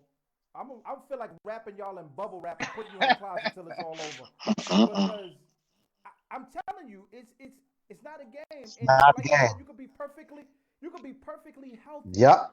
And still die from this. And James Hall got a hangout spirit on him. Who, James? Where you see me? Where you see me? Where you see me? He better not. Where you see me at? I see that luxury car just floating around Manhattan. I said, what's going on here? Well, I'm in my car by myself. I was already social distancing before this happened. Yo, this is important. I hate this echo, but this is important what we're talking about. And I love this strength talk tonight, man. We got a couple more, and we're going to get on out of here. I know I could talk to you guys. What about the questions? But the question. I wanted to ask you guys a question, all of you. I'm starting with Jabari.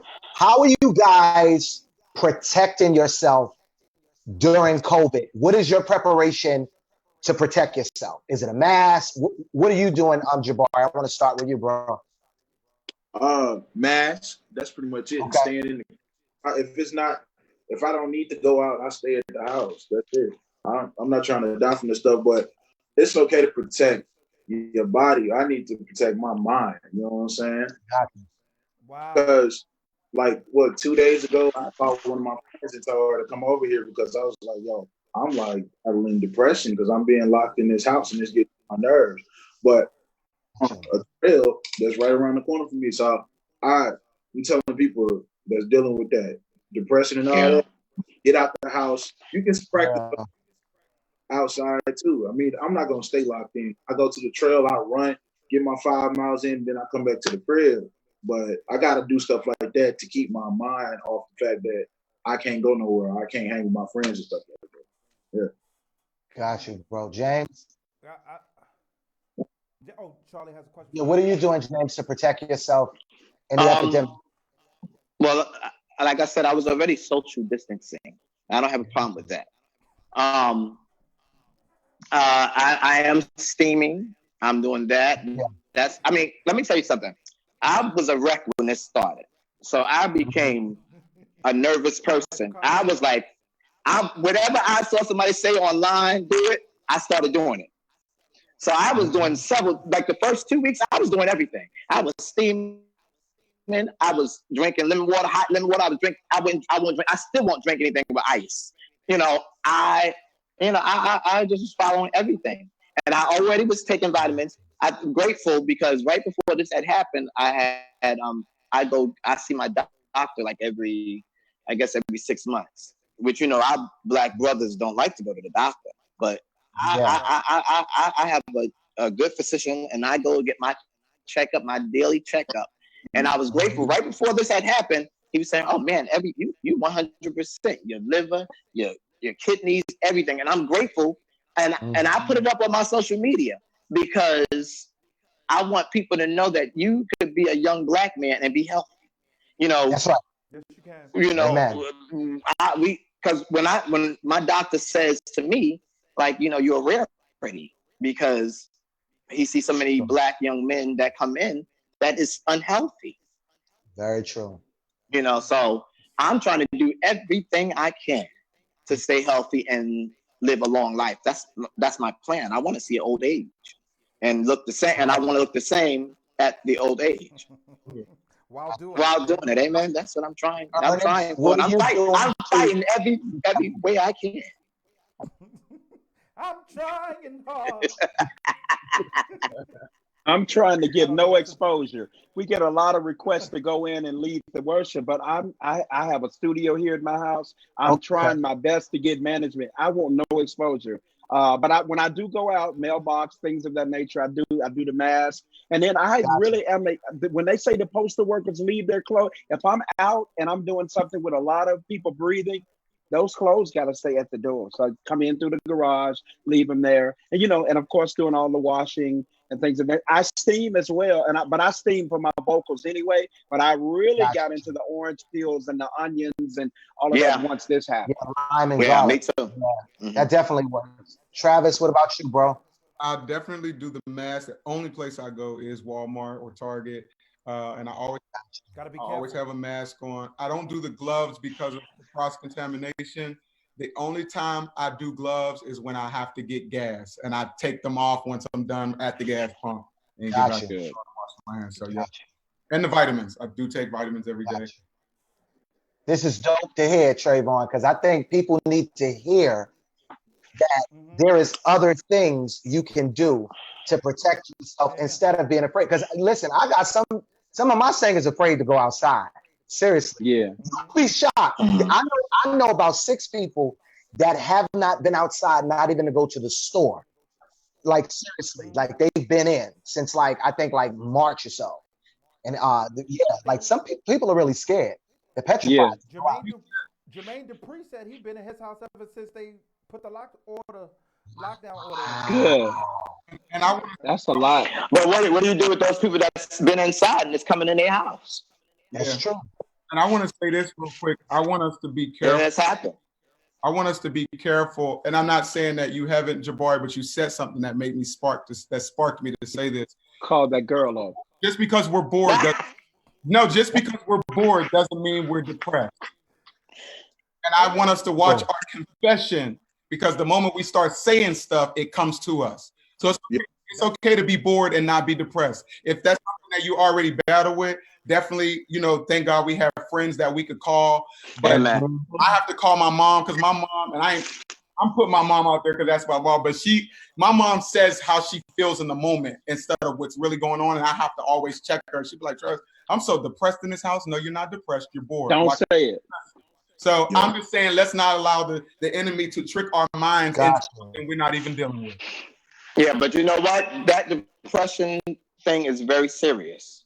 And we have a lot of people that are dealing with depression, especially now. Some people are out just, before this happened, they were out all the time. So they wouldn't be in house to face that person that is depressed. So now that they have to be stuck in the house, that depression, that's why the suicide rate is going up. It's going up. You're right, man. Because people, suicide, all of these things are going up. People are bending under pressure. It's in times like this when you find out what you're made of. Yeah. And this is why you got to be us as Christians, us as of men and women of the faith. It's important to make sure that we have a prayer life second to none. I know it's right. I already talk to God often, but one thing I find myself doing more and more is talking to Him. Jabari, you have something to say? Yeah, I got a question. I'll wait till you finish though. Go ahead. Okay. But more than ever, this is the time to be seeking God's face and asking for direction. And I want to say this before you go to the next thing, Jabari, because I do have more questions to get to, a couple more. But I see everybody's ready to get back to church. And I love church. I grew up in church. I'm a church boy. I'm good. I don't have no problem. I have no problem with that. But everybody's talking about, I'm ready to get to church. I'm ready to do my dance. I'm ready to do all of this.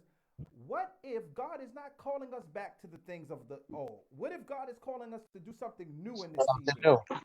First of all, we got over a year to go. Look, we won't have a vaccine for over a year. So exactly. I'm not going to any public. Yeah, year and a half. And then the Food and Drug Administration has to approve it. So this could go on, for easily 24 months or so. So this is the new norm for a long time. People miss the rituals of church more than they miss God. There you go.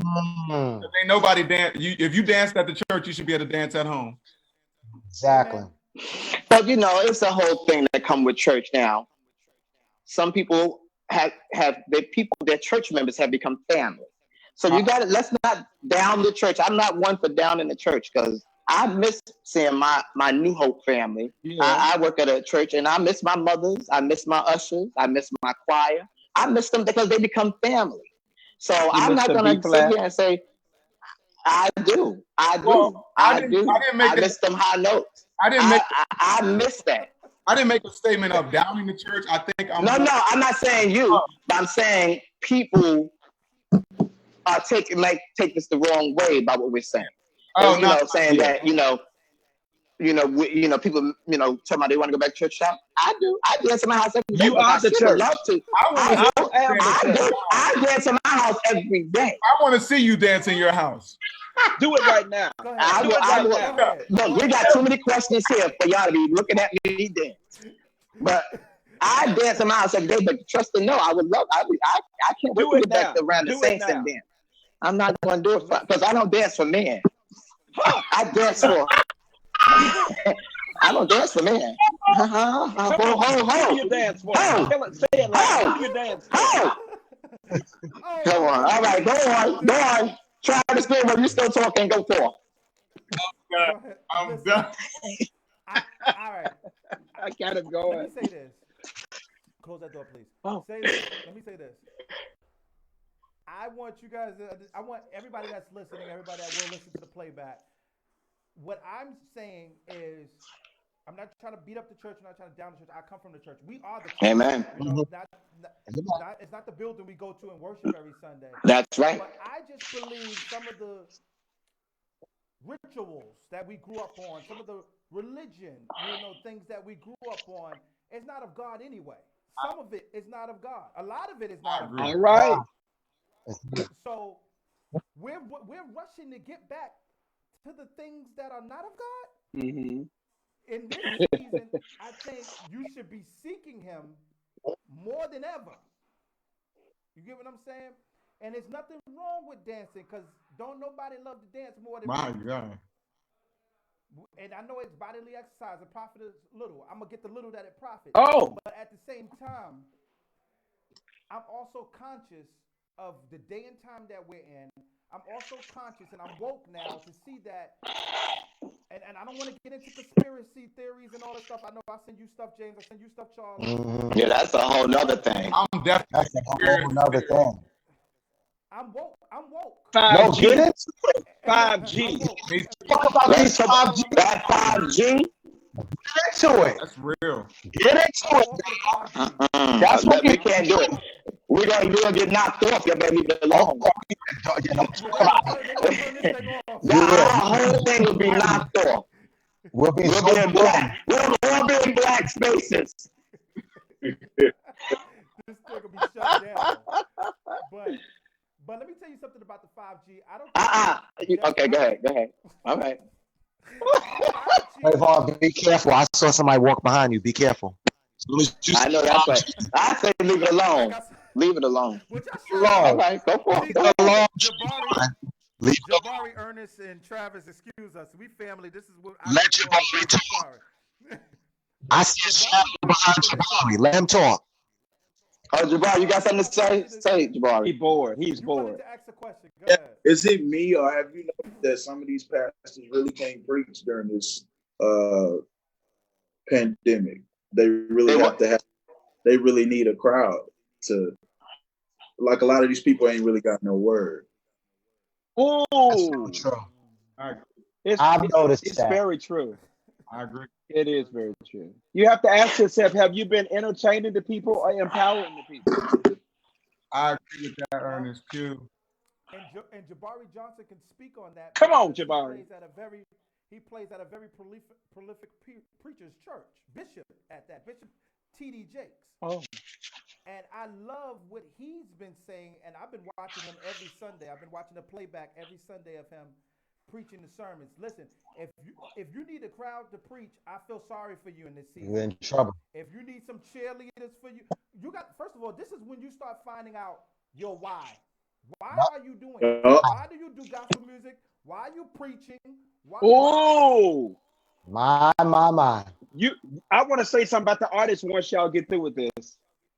Yeah. So at the same time, if you're looking for those kind of results, woe to you. Go ahead, Ernest. No, I think I've had some very deep conversations with artists, and they're like, I don't feel like my purpose is being fulfilled in the earth. I said, just because you can't go out, but when you get to the root of it, see, I'm never a person that plucks fruit. I always deal with the root. The root of the matter is you are moved and motivated by the hand clap and people responding to you. But when it is to an audience of one, you can be in your house and still usher in the presence of God and get called that week after to affect the flow of worship. But when you need a crowd, you need to take your shoes off. You need to walk down the aisle. That is not to an audience of one. All of that is for you. Yep. I'm done. And I'm gonna be honest with you. We get more of a worship flow when it's just us in the church. Because I ain't sitting there begging you to lift your hands for God. And that's the truth. That's true. I'm telling you, we have had a flow. It's not about a presentation. It's been a flow. Yep. That's really interesting. So that's good to hear that from praise and worship leaders like you guys. And how is it for you, Jabari, sitting under such fine tutelage? What have you learned sitting up under T.D. Jakes? Of course, I've learned more about the word. Of course, I learned a lot. Like how to handle myself when I go into different rooms and stuff, and what to say and what not to say, what to do and what not to do. That's it.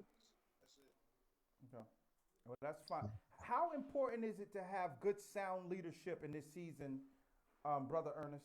I think because of your spiritual leader's oversight, he has insight, which means he can see further than you and can point you in a more excellent way, but you got to be teachable.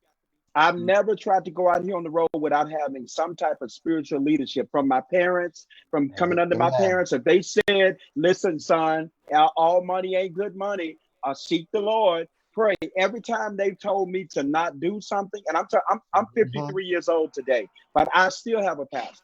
I'm still submitted to somebody's leadership.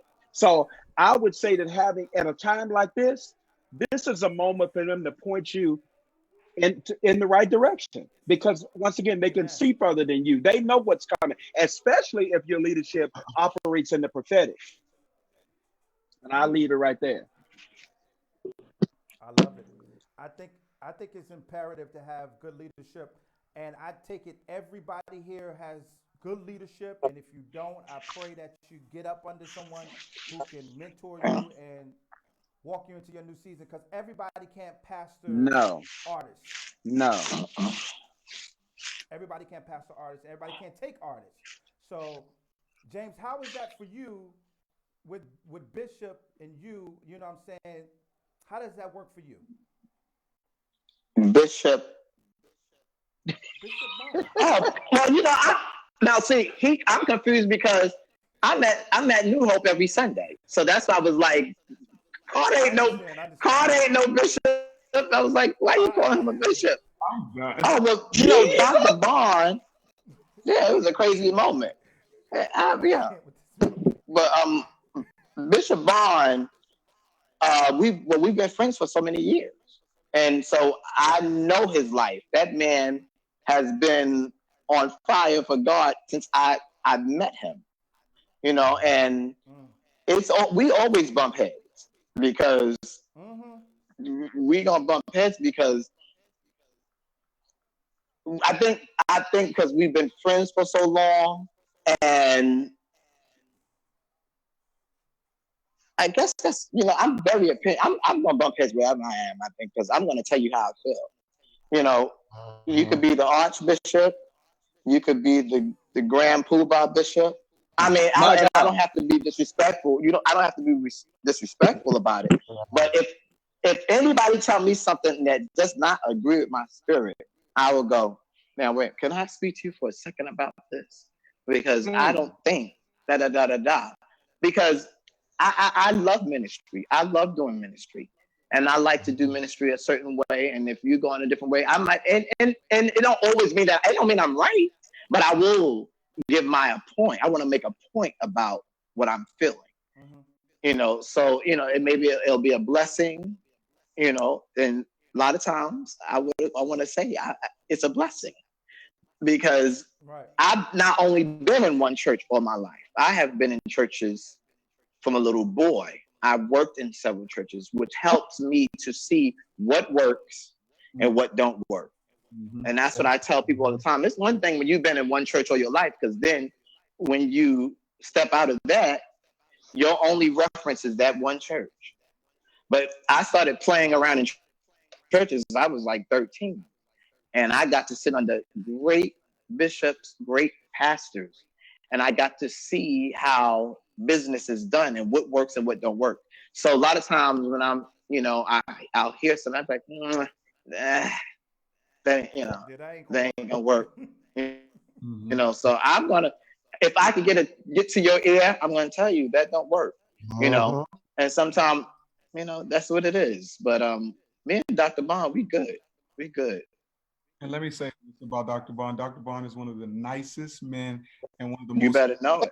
One of the most supportive men, probably I know in most definitely. He supports most definitely. Love. Yeah.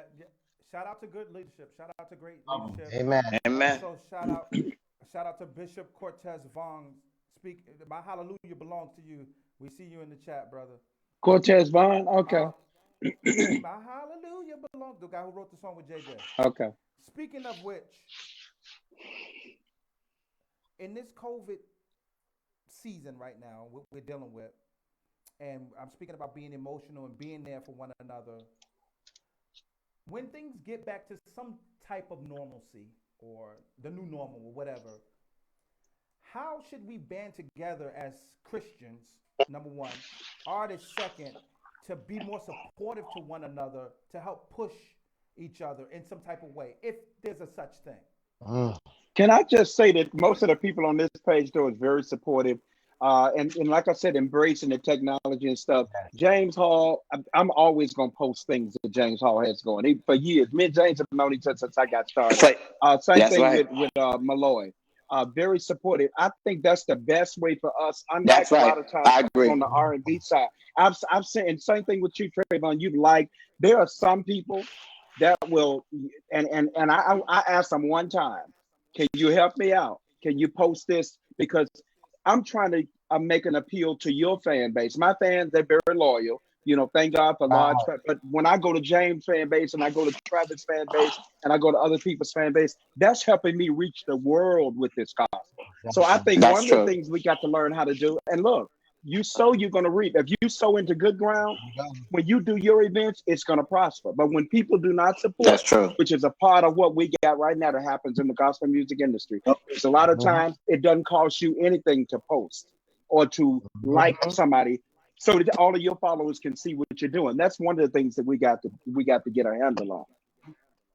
Yeah, but everybody, we kind of left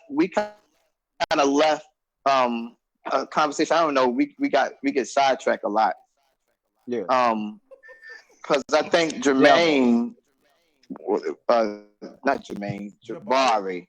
Jabari was trying to say something earlier about like gatekeepers or something like that and stuff like that, because it's you. Some people just will never support you. It's just what it is. Mm-hmm. And it's fine. They will never support you. You can. My mindset is you can help me do it. You can help me do it or watch me do it, but I'm going to do it. I'm a witness.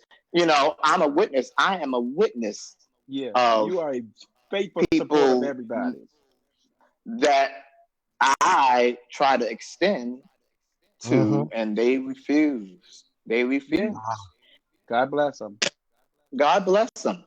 You know, it is what it is. And it's sad that we have to go through that in the gospel industry. And I hate to be that person, gospel. But I'm gonna tell you, I have been able to. God has blessed me to be able to be around different genres of music. Yeah, and I want to tell you, every other one is different. Can we talk about that for a second? Because yes, we do. I have sold my life to the gospel community, but I've reaped in R&B. And you ain't telling me. I had to learn that you don't always reap from the same places you sow. That's so true. Yeah. Because you know, prophet is hated in his own home. You know how I go, bro. Absolutely. Literally, I've experienced asking gospel artists to do things with me, and they give me the runaround, and you don't hear back from them, and then you call a Coco who sold 25 million records, give me a yes, and don't ask me for no money. Listen. So I'm saying, why is that? You know, you're right. It's crazy. Me coming from the world of church and then becoming a BT Music Matters artist, then David Foster signing me to my first record deal. I saw the difference coming back home and how they then received me.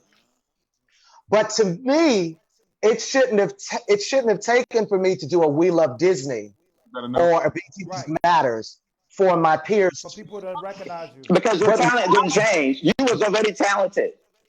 But James, that's crazy. To me, it should be you celebrate singing different after that. You was already singing. Yep. And James, and I want to say this while James is here. This man, Earnest, Travis, Trevone, Jabari, James Hall, saw something in me when I thought my sound was just a little weird. James saw the brilliance in what I was doing and gave me an opportunity. And I thank God for this man. He was one of the rarities that said, look, I'm going to share my platform with you. And that's not something we see. There you go. Thank you, James. You don't see it. Sharing that platform for me, because before there was a David Foster or any of that stuff, there was a James Hall and Dr. Bond. And thank you so much. I really mean that from the depths of my soul, bro. Because you could sing. Boy, you could sing. But listen, you could sing, okay? Let me tell you something. That boy can sing. You can wake him up in the middle of the night. The boy can sing. And those vocal sessions that he give, I'll be going in. Let me tell you something. A lot of Charlie's a pusher. You know, if I sing with Charlie, you know, I don't know. My voice start doing stuff I never was able to do before. Because you got to fight with him. It's fighting. This is my singing alto, James. And singing with him. This is my singing partner, man. And that will we can sing all day, all night. He's amazing. I tell you so. Hold on, guys. We got Kevin Lemons in here. And he said James Hall never gave him a chance. Oh, he's a liar. He's a liar. I'm gonna tell him. I'm gonna say right on here. He's a liar. He's a liar. That's my friend. That's my nephew. I'm sorry. Let me say it exactly. He said, "Give him a chance to sing with WAP." That's what he said.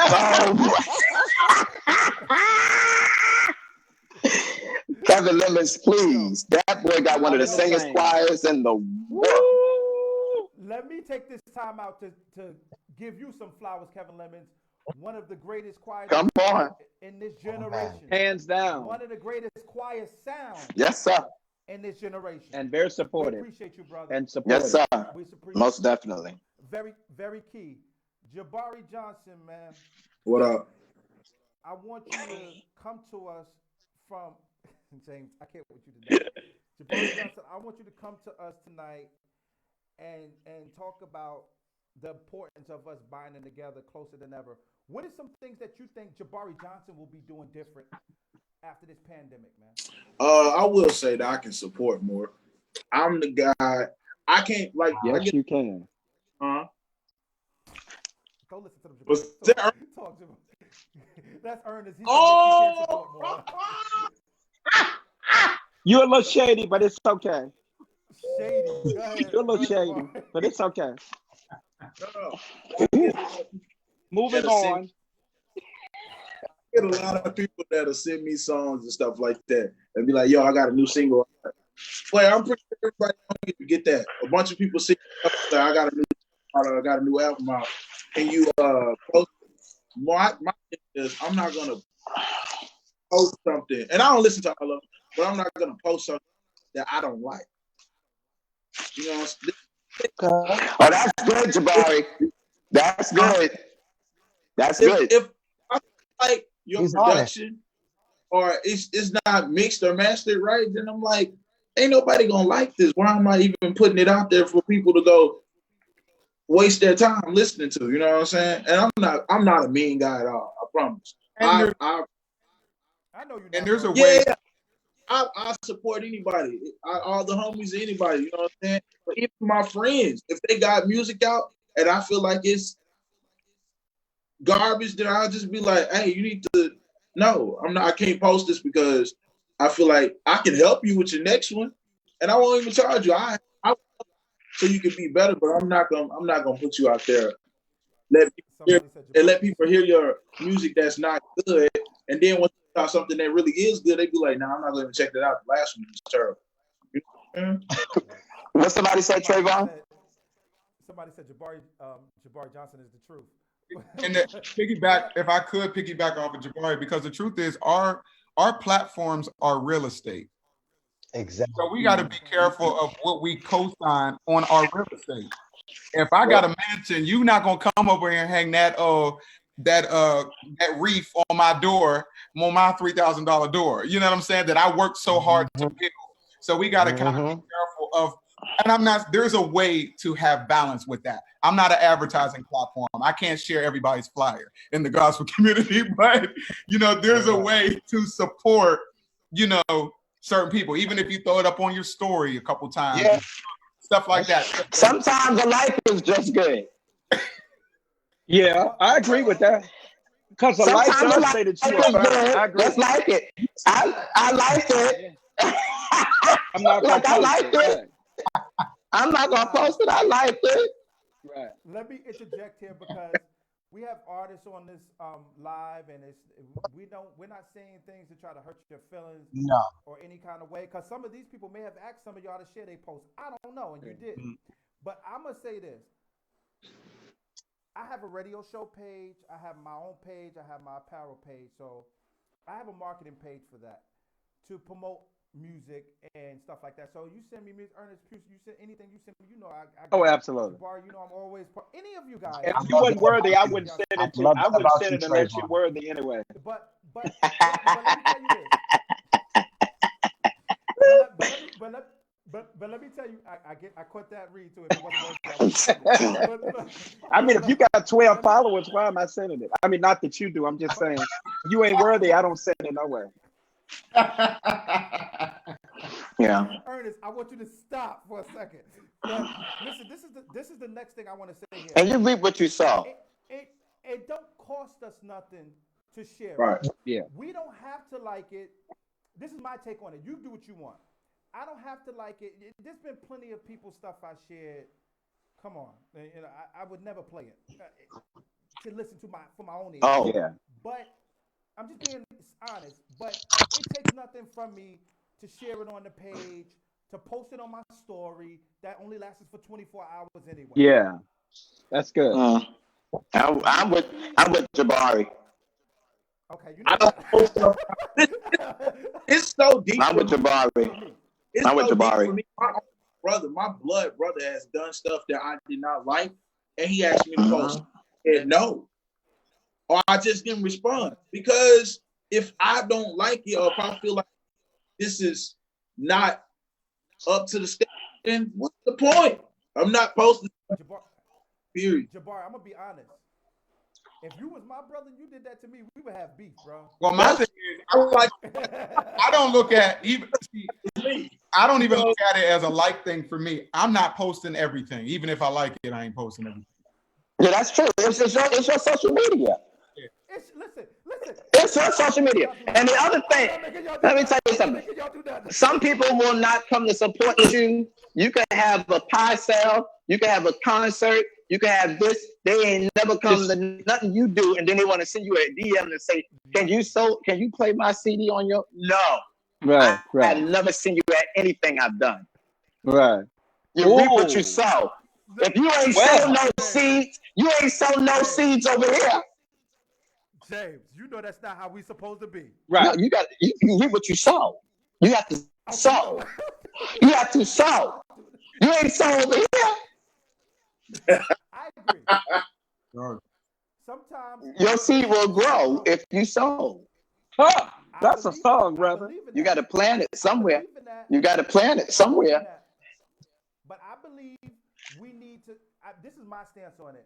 I think sometimes we need to be the change that we want to see in others. Ooh. Yeah, well, I've done that. It starts with us. Yeah. But I share people's stuff, and I repost it and all that. And Kevin Lemon's sidebar. Kevin Lemon said Travis Malloy is really messy. Travis, you better get him back, Travis. You better get him back. I wrote his new single. I'm getting ready to change his life. Come on. There you go. Now let me ask you this, Trevone. I'm gonna challenge you, brother. What's the limit? Is there a limit to support? And if I don't post, like if I get 10 flyers this week from Travis, can you post? Am I supposed to post everybody? You can do it in your story if you want. Yeah, it disappears in a day. See, and this is.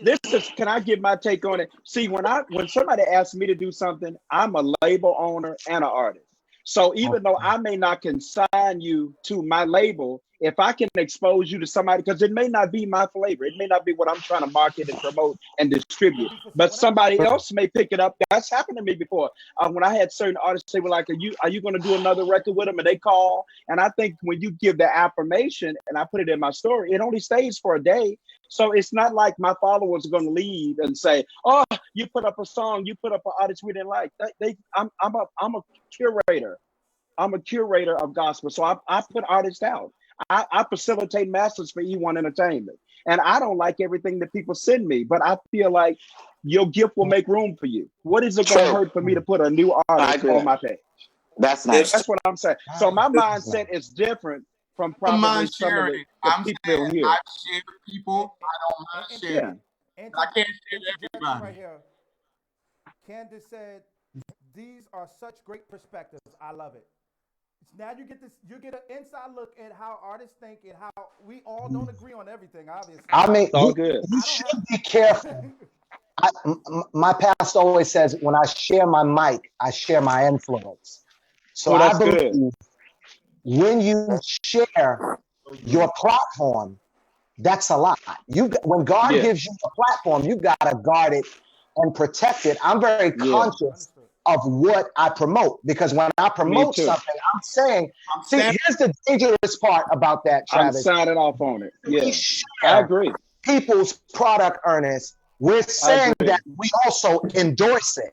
We endorse it. That's right. I have to be careful what I endorse, especially in a season where, guys, we're elevating ourselves.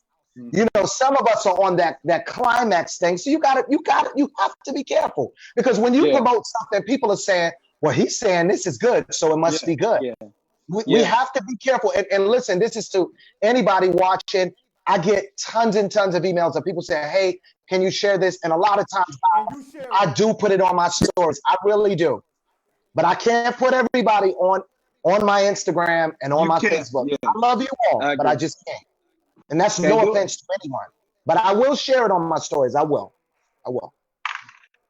A lot of people be asking for your opinion on stuff. Like they'll say, hey, can they send you a song and be like, hey, can you give me your honest opinion on this? But I feel like some people will be like, oh, that's good, even if they know that it's not good. And I feel like people can't the truth.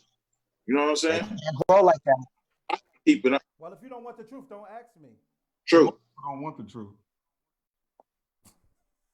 Listen, when did you get to the point? I'm gonna ask you. Anybody can pick this up. How long this is going? Don't do that. Do that, James. How long we been on here? I just want to know. Anybody keeping time? You ready to order your dinner? James ready to order his dinner. Let me tell you. I just want to know how long we've been on. How long? I want to let y'all know. Yeah, I want to let y'all know.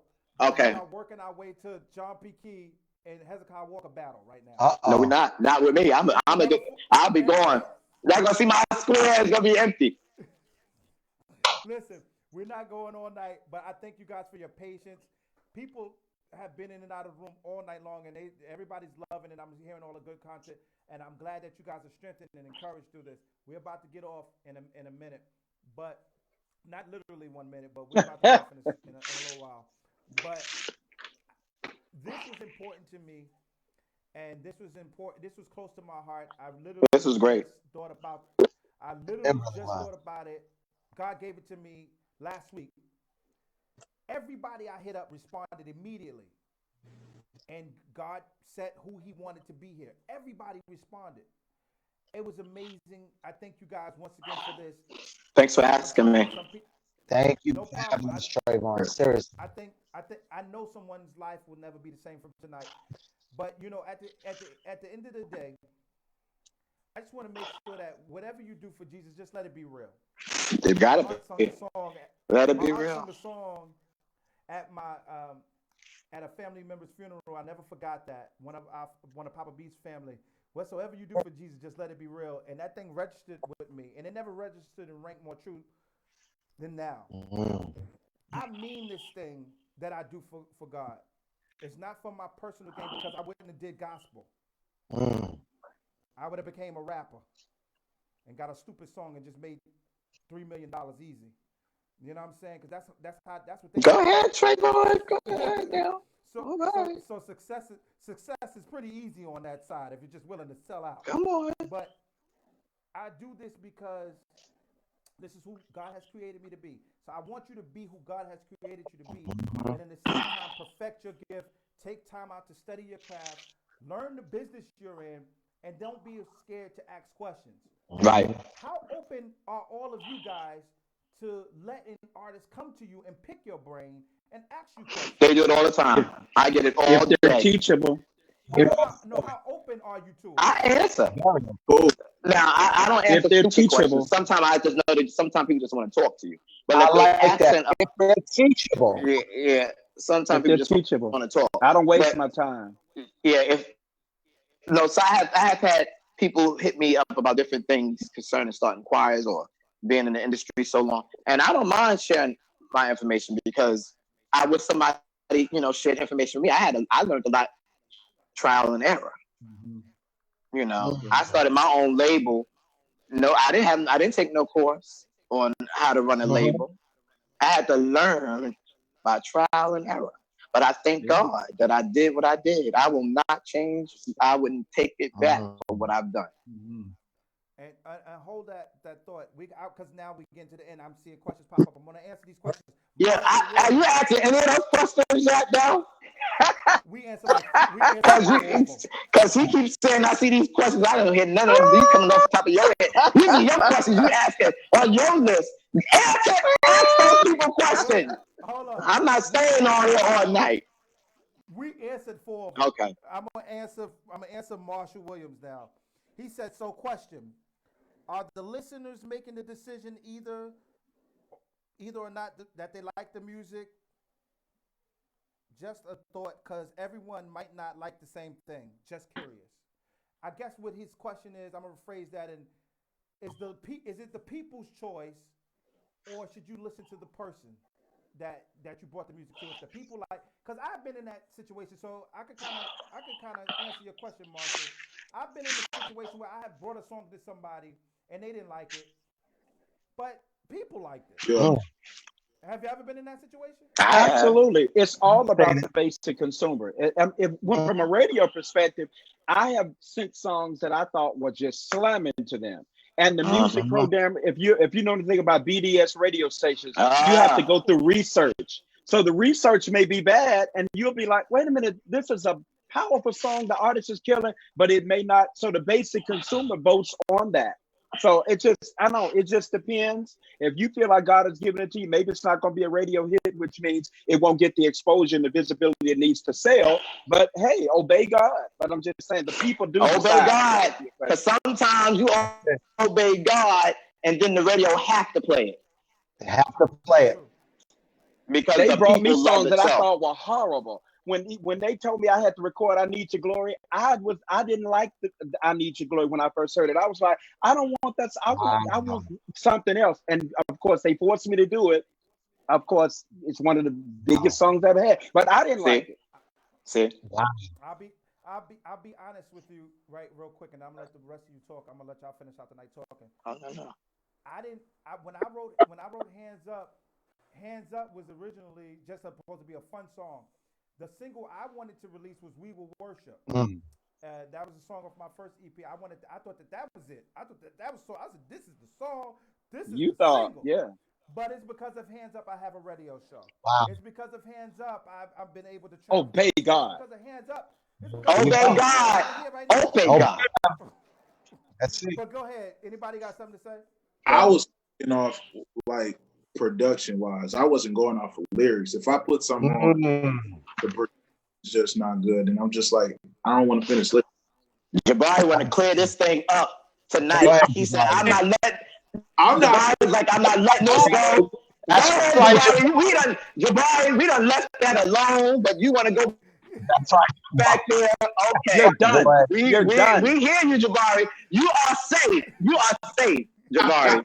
You are safe. Nobody's gonna bother you after this. We all love Jabari. Y'all better type in there. Y'all love Jabari because he thinking y'all coming after him now. He ain't saying nothing wrong. It's okay. He didn't. He told the truth. Oh, boy. He told the truth. Okay, don't take it back. Hold on, I gotta say this one more thing. Warren Atkins said, I guess this was probably to a conversation we had. She said, our talents and our abilities are not for us. Oh. But of course, we are supposed to guard and protect it, though. Oh. Really, really interesting. That's a statement. Sometimes that is a statement. But I like what she said because sometimes we get so protective over something that ain't ours anyway. Yeah, that's good. God gave it to us. Okay. I like that. Go on. Next question. Remember the assignment. The assignment is important. Yeah, that's true. And this is what I'm saying. This is the next question.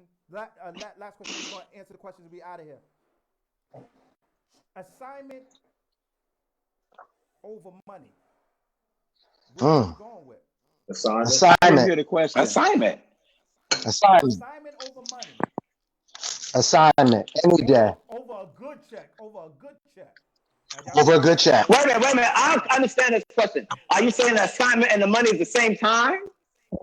No, correct. Somebody got something over here more for you, but somebody called you and asked you to do a gig, well, an engagement, and God is telling you to do it. And I know. Well, when God tell me to do something, I do what God tell me. I ain't fooling up with me. No matter if I'm getting 10,000 over here. When God tell me, I know when God is talking. Now, sometimes your hearing can be bad when there's a lot of money in your face, but when God tell you, you know it's God telling you. Put that dollar down. That's $5. Ernest, You've been waving all night. Ernest Pugh, I'm so sick of him with that dollar. It's $5. Oh, I didn't know it was $5. 5 is the number of grace. Five. 5 is the Five. number of All grace. right. It's the number of grace. All right. Moving along. In this season of the pandemic, we got to become more creative. I know, James, you're doing a live. I got something coming up. Charlie's going to do something. Are we got any more live concerts planned? And if we go and do them, guys, Jabari, I definitely want to see yours. This is not. Remember, we're in a pandemic, and we got about a whole year probably before we're able to probably use certain spaces again. And this season, I think it's important to take your time. Don't just do it live when the sound ain't right. Amen.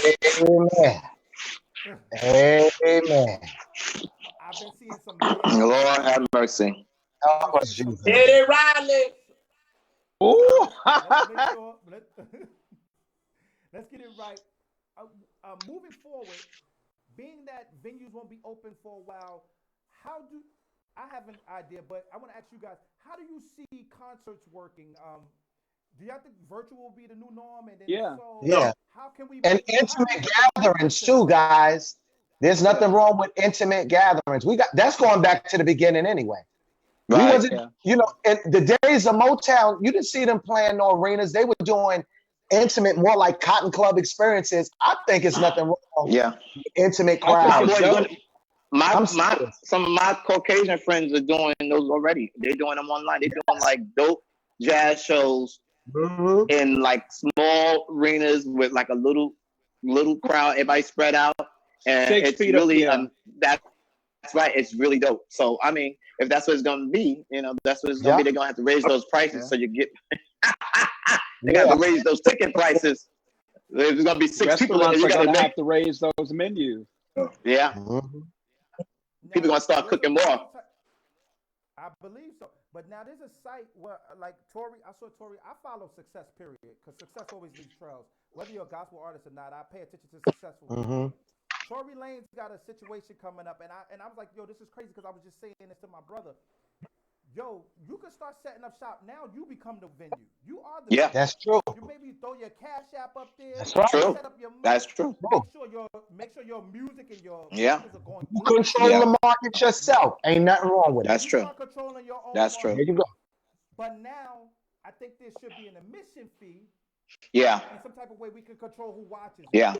So you saying more like a pay-per-view or something like that? Pay-per-view. Erykah Badu did it. I think that's dope. Erykah Badu has done it every week. I think it's dope. Erykah Badu. That's dope. That's dope, bro. Like $2. But she got 1 million people watching, but it's like $2. Ain't nothing wrong with it. It's still she got money. the audience. That'll be the problem with some of us gospel people will be wanting to charge $50 and stuff. We can't be doing that. Just make it $7.99, something affordable. Everybody's in a crisis right now. Smart. And just put on a Know your audience, I tell you that. Know your you better know your audience. Now I just preached a message. Now I'm gonna leave it right. I just saw somebody try to do I just saw an artist try to do like a little listening party, and they wanted you to go download an app, and we've heard nothing about it. They don't want to navigate. Black people don't want to navigate. And that's facts. That's facts. Give me something to click on, and I'm there. Yeah. All right. I'm sorry. I don't mean to cut you off because you're making good points. I just want to answer some of these questions because y'all said we wasn't answering. Wake up, Travis. Yeah. But everybody paying attention, Travis, wake up. Get off that sofa. Bonita wants to know, what about if you got to go on assignment, but the assignment isn't paying? I can't make it. You still go. Say it again. You still go. I'm sorry. I'm just playing. You still go. No, that's a servant. Can I say this and I'll be done? A servant is worthy of his hire. Now, there are circumstances where they can't do it, but the Bible teaches us this. A servant is worthy of his hire. It's all through the scripture. If I give you something spiritual, you give me something. If I go back and all the way back to the teaching. Now, don't make me break out this theology degree on y'all. What is the question again? What was the question is about what if God is telling you to do this? Well, God is telling you to do it. Of course, that trumps everything. But what about the assignment if it's not paying you at all? Would you still? Yeah, I would. I would still do it. God bless you. Depends on the circumstance. Yeah, Depends on the it circumstance. depends on the circumstance. Yeah. I mean, look, Yeah. we listen. We didn't start out singing for a paycheck. If I feel Come like on, it's that's true. ministry, you know, James, we were singing in the prisons with Pritchard. You better know it. That's right. That's We were right. singing in the nursing Saves homes. us goal. I feel like I bet. artists, we have really gotten away from the ministry aspect of things anyway. Yeah. So I feel like there's certain assignments you're not gonna get paid from. Like seriously, y'all. Yeah. Promotional stuff. I get it. Now, when it's time to get paid, have my money. Amen. When it's time, there's a difference now. Which is, I have a question. Mhm. Will honorariums be lowered now after the pandemic? Absolutely. I Mm. bet you it will. Ask everybody that you know. Huh? I bet you it will. Wait, Travis and Jabari, y'all don't agree? Y'all don't think y'all not gonna? I think not for everybody. I think some people are gonna keep their honorarium the same. Yeah. Well, Oh, I mean, no, I'm they not- won't get it. They won't get it. You can keep it I there. You believe won't you. get it. And I'm talking I believe because you. I talk with a lot of pastors, and I'm telling you, if their offerings are down, then guess what? The output, it's not a bit. If you're not getting a return, any really good investment. And I'm talking from the mega churches all the way down to the medium-sized churches. If the people are not getting online and dropping the tithe and the offerings in there, and the money's That's not there, true. who's going to just continue to pay $15,000 for a lot? No, go That's ask true. the artists that are doing it for real. no, I'm telling you, go ask the one. Mhm. Ask them, are they getting the same honorarium? Mm. you definitely make some adjustments. And I think it's on Yeah. both. Obviously, those of you that know me, I don't just do gospel. I do R&B Right. as well. So Center. Mhm. and it will affect both sides. So Yeah. Yeah, it will. just to piggyback off the question, even when I do R&B mainstream stuff, I still have that ministry mindset. There's times that I've performed in clubs and sold CDs into people, R&B CDs into people. So, you know, if the Lord tells me to sow somebody, I do it. You know what I'm saying? Yeah. Now, I'm not sure I could, you know, fly a whole praise team in a band somewhere on my dime, but Right. Jesus, are you saved? Okay, Are you I'm- saved, Travis? James, how do you feel about this? It depends on if God is trying to use you, or if you're trying to use me. Then I won't. so If mean. you're trying to use me, then no. But if it's something God tells me to do, what else? Yeah. I love it. James, will you be lowering your We're very expensive. Don't don't do that. Don't try to do that. Don't do that. Don't do that. Because people gonna take y'all. People think y'all serious. We're very All right, I'm sorry. You know, yeah, let me tell you something. I have lowered several times. Okay, Yeah. so I'm not gonna before pandemic. Yeah. You know, when you're not going and somebody calls, you're happy to go. Let's talk about You're not that. in demand. You're not getting I your love top it. dollar anyway. That's right. When you love, my people love to sing. We like to sing. Worship praise like to go. Mhm. So, you know, I tell them sometime before I accept, I said, look, I took something. Now it won't be the same, but My you God. know, something will be a blessing, and God will bless us, and it has happened. And you know, that's where the ministry comes in. But you're a giver, James. You're a giver. And there's nothing wrong with that. And AJ Fantastic asked the question. Come on, AJ, fantastic. We kind of already spoke about this, but AJ wasn't here, y'all. Oh. But he wants to He's know. You gotta go play back the video. He said, Go back and play the video. Repost. Put some ribs.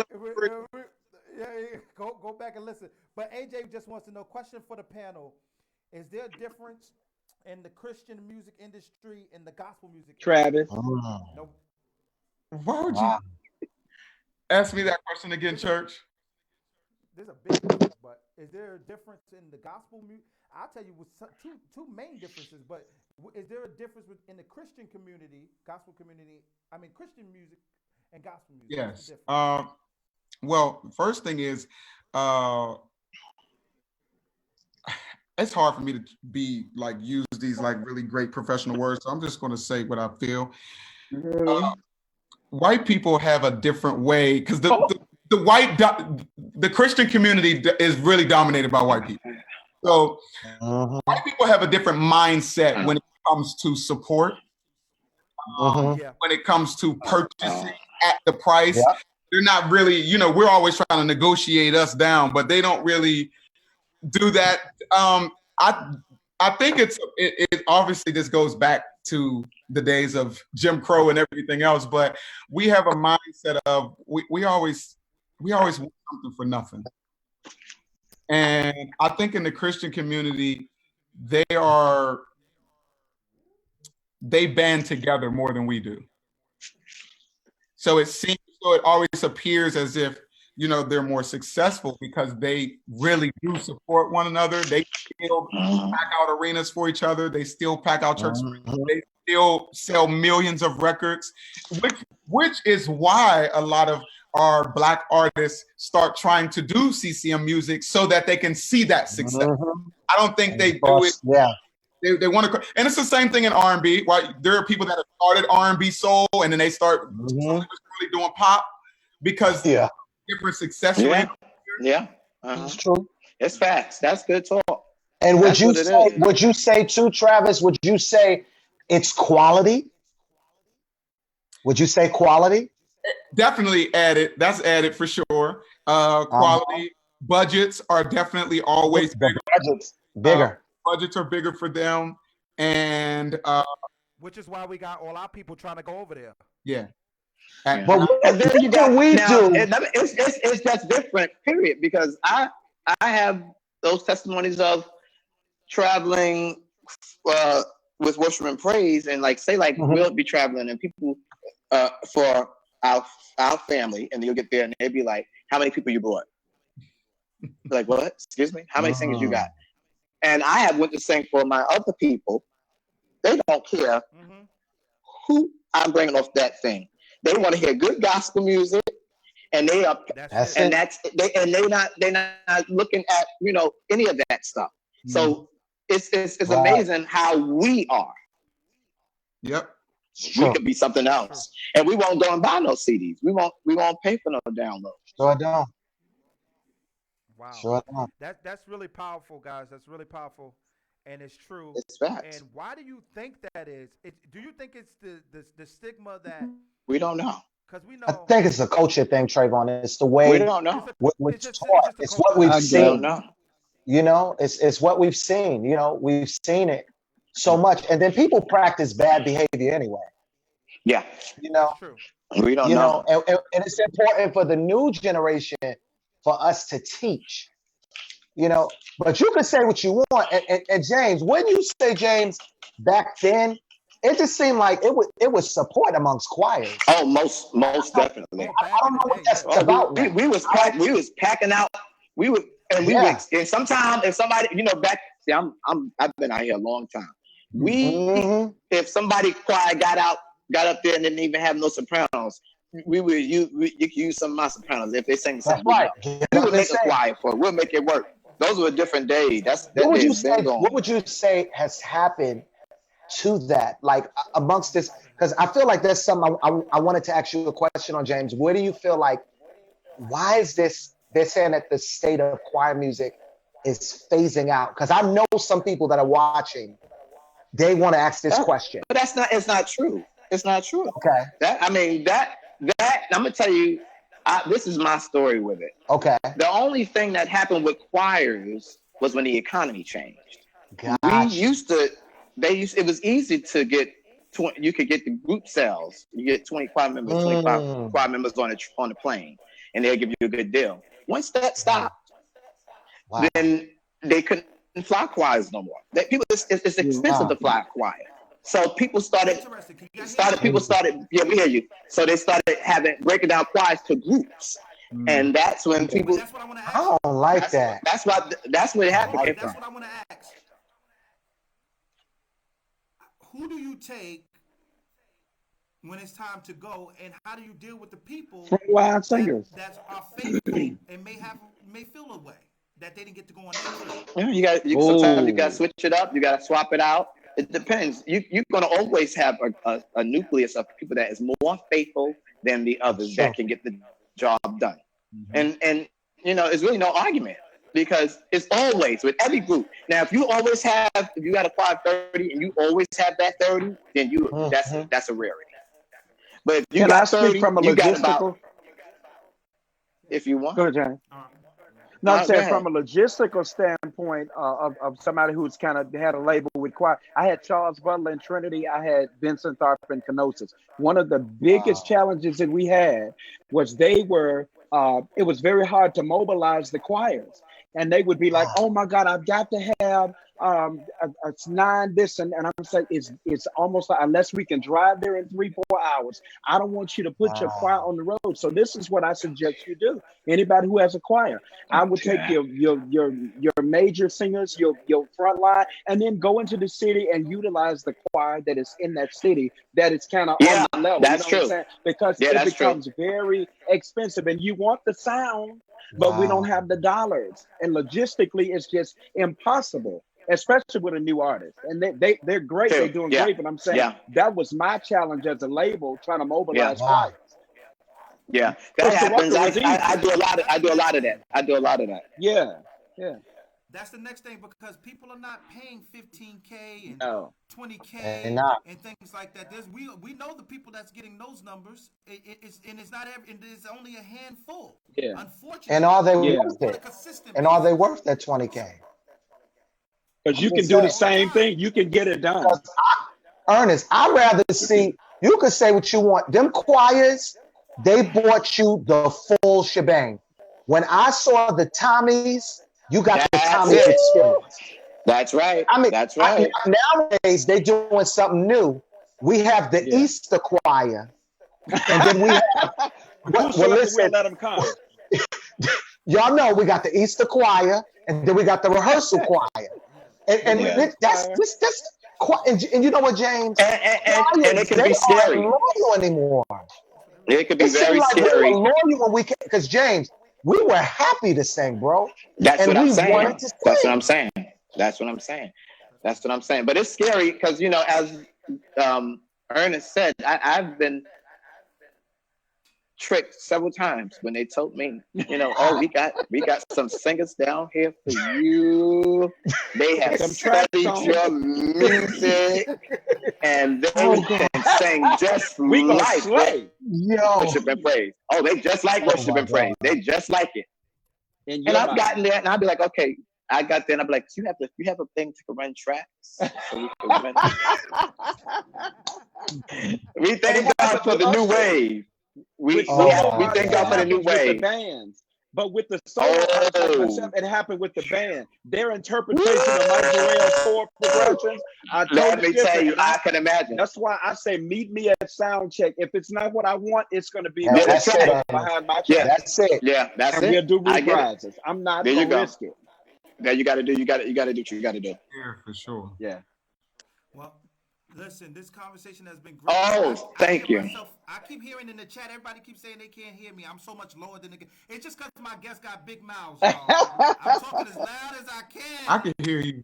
Lord Jesus, they said that everybody's so much louder. I can hear you very clearly. I hear you very clearly. And you're from the radios too. You're trying to protect the sound. Are you in the radio station? Are you in the radio station? No, I'm not at the radio station. I'm actually. No, you don't have to tell me where you're at. I just want to know if you're at the radio station. Oh. I'm at Living Quarters. Oh, okay. I've never seen that wall. That's a nice wall. You started stuttering when we said where you at. I know. That's why I ain't never seen that wall at your house. Are you in the will of God? Are you in the will of God? This is something only for me. And I ain't never seen that wall. I ain't never seen that wall at your house before. My God. Every man needs their bat cave. This is my bat cave, y'all. Can't nobody come in here but me. Okay. So Charles, I need your number, Charles. I need your number. I got a couple technical guys behind working the scene. James Hall, you got a trademark line. I've never seen We need Charles' number. Yeah, we got all exchange math. Seriously, y'all. Good. This You was about so to be my good. vocal coach. You about to be Oh my man, I would virtual be vocal coach. honored. I would be honored. This was so power packed. It was, I man. think I listen, enjoyed myself. everybody doing that convention talk. When this is all over, we need to do something. When this is No, all we over, really are. I'm We're not going to do serious. convention talk. We're going to. I'm serious. Right. Seriously. All of you guys on the panel, when this is all over, I don't care. Listen, if we still doing social distancing, you can't bring your singers. You know, we'll figure out a budget or something. I don't know. Let's do something. If there's no budget, let's just get together, make people feel good. If you have to go on what's that called? When you perform at your spot and I perform here at my spot and y'all perform at your spot and we have to do it some way like that, some way somehow we gotta get this done. At least 4 of y'all Right? on here. I'm gonna do something with. At least 4 of y'all. At least 4 of you. You said you want at least 4 of the choir members? I said at least 4 of y'all on this page. I will do something. Absolutely. Where Travis go? Travis. I don't know which. To the club. He's headed to the club. He said, he had to get up and go. My computer is about to die on us. Oh, Yeah, well, Lord. you Here we see, go. I had to change my seat. Yeah, we've been on here too long. I had to get a charger too. My headphones. Yeah, I gotta get off Trevone because the Accessoride's coming to pick me up. There you go. Come on, you gotta go. They listen. I know it's time. Now they said I sound blurry. It's just because I sound sleepy. I'm sleepy. That's what it is. Yeah. At 7 a.m. this morning. You sound the same. But anyway, I love you guys, and I love you all on Facebook too. We got Mommy in the building. Just to shout out a couple. Hey, Mommy. Everybody's watching. Mommy. But anyway, yeah, our mother's on Charlie. My girl. But anyway, I love you guys, man. Love you too, man. If it's one thing Love I you can too. say is that each one of you guys has blessed me through your music. Thank you, And brother. that's why I wanted to talk to you tonight. And each one of you guys have handled your business as men. And I've grew up in some of you I grew together, and some of you I grew up admiring. So thank you for all that you do. And let's continue to band together, and let's do some greater exploits. Yes. Absolutely. Yes. Bless you, man. Yes. James, love you, All brother. right now. Travis, Love you we'll too. talk. Charles, get my Right number. now. Good night, Love everybody. y'all. Love y'all. Thanks, Travis. All right. Good night, Facebook. Good night, Jabari. Love y'all. All right. Oh my God. Good night. Jabari left already? Good night, Jabari. Jabari got on out of here. He was ready to go to sleep. Wait a minute. Jabari ready to go to sleep. Who's still here? Wait, let's see who's still here. Wait, let's make sure. Y'all sure? You sure? You sure? Wait, we still on.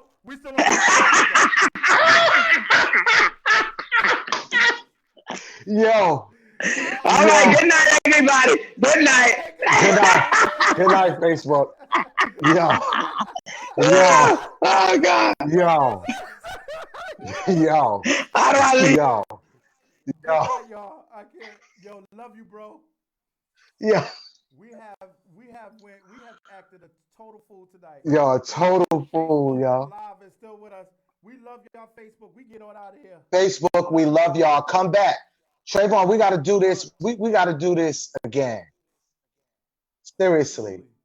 And big shout outs to the greatest radio station in the world, Hands Up Radio.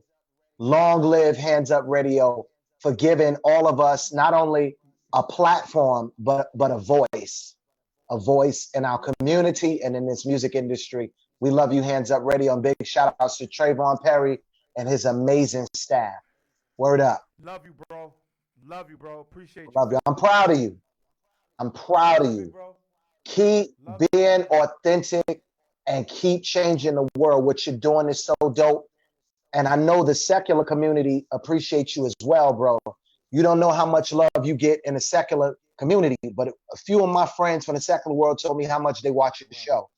So big shout outs, man. Yeah. Seriously. Yo, man, we're going to do this again, bro. It's going to be It's a must. Love It's a you, must. man. I'm going to get up with you. All right.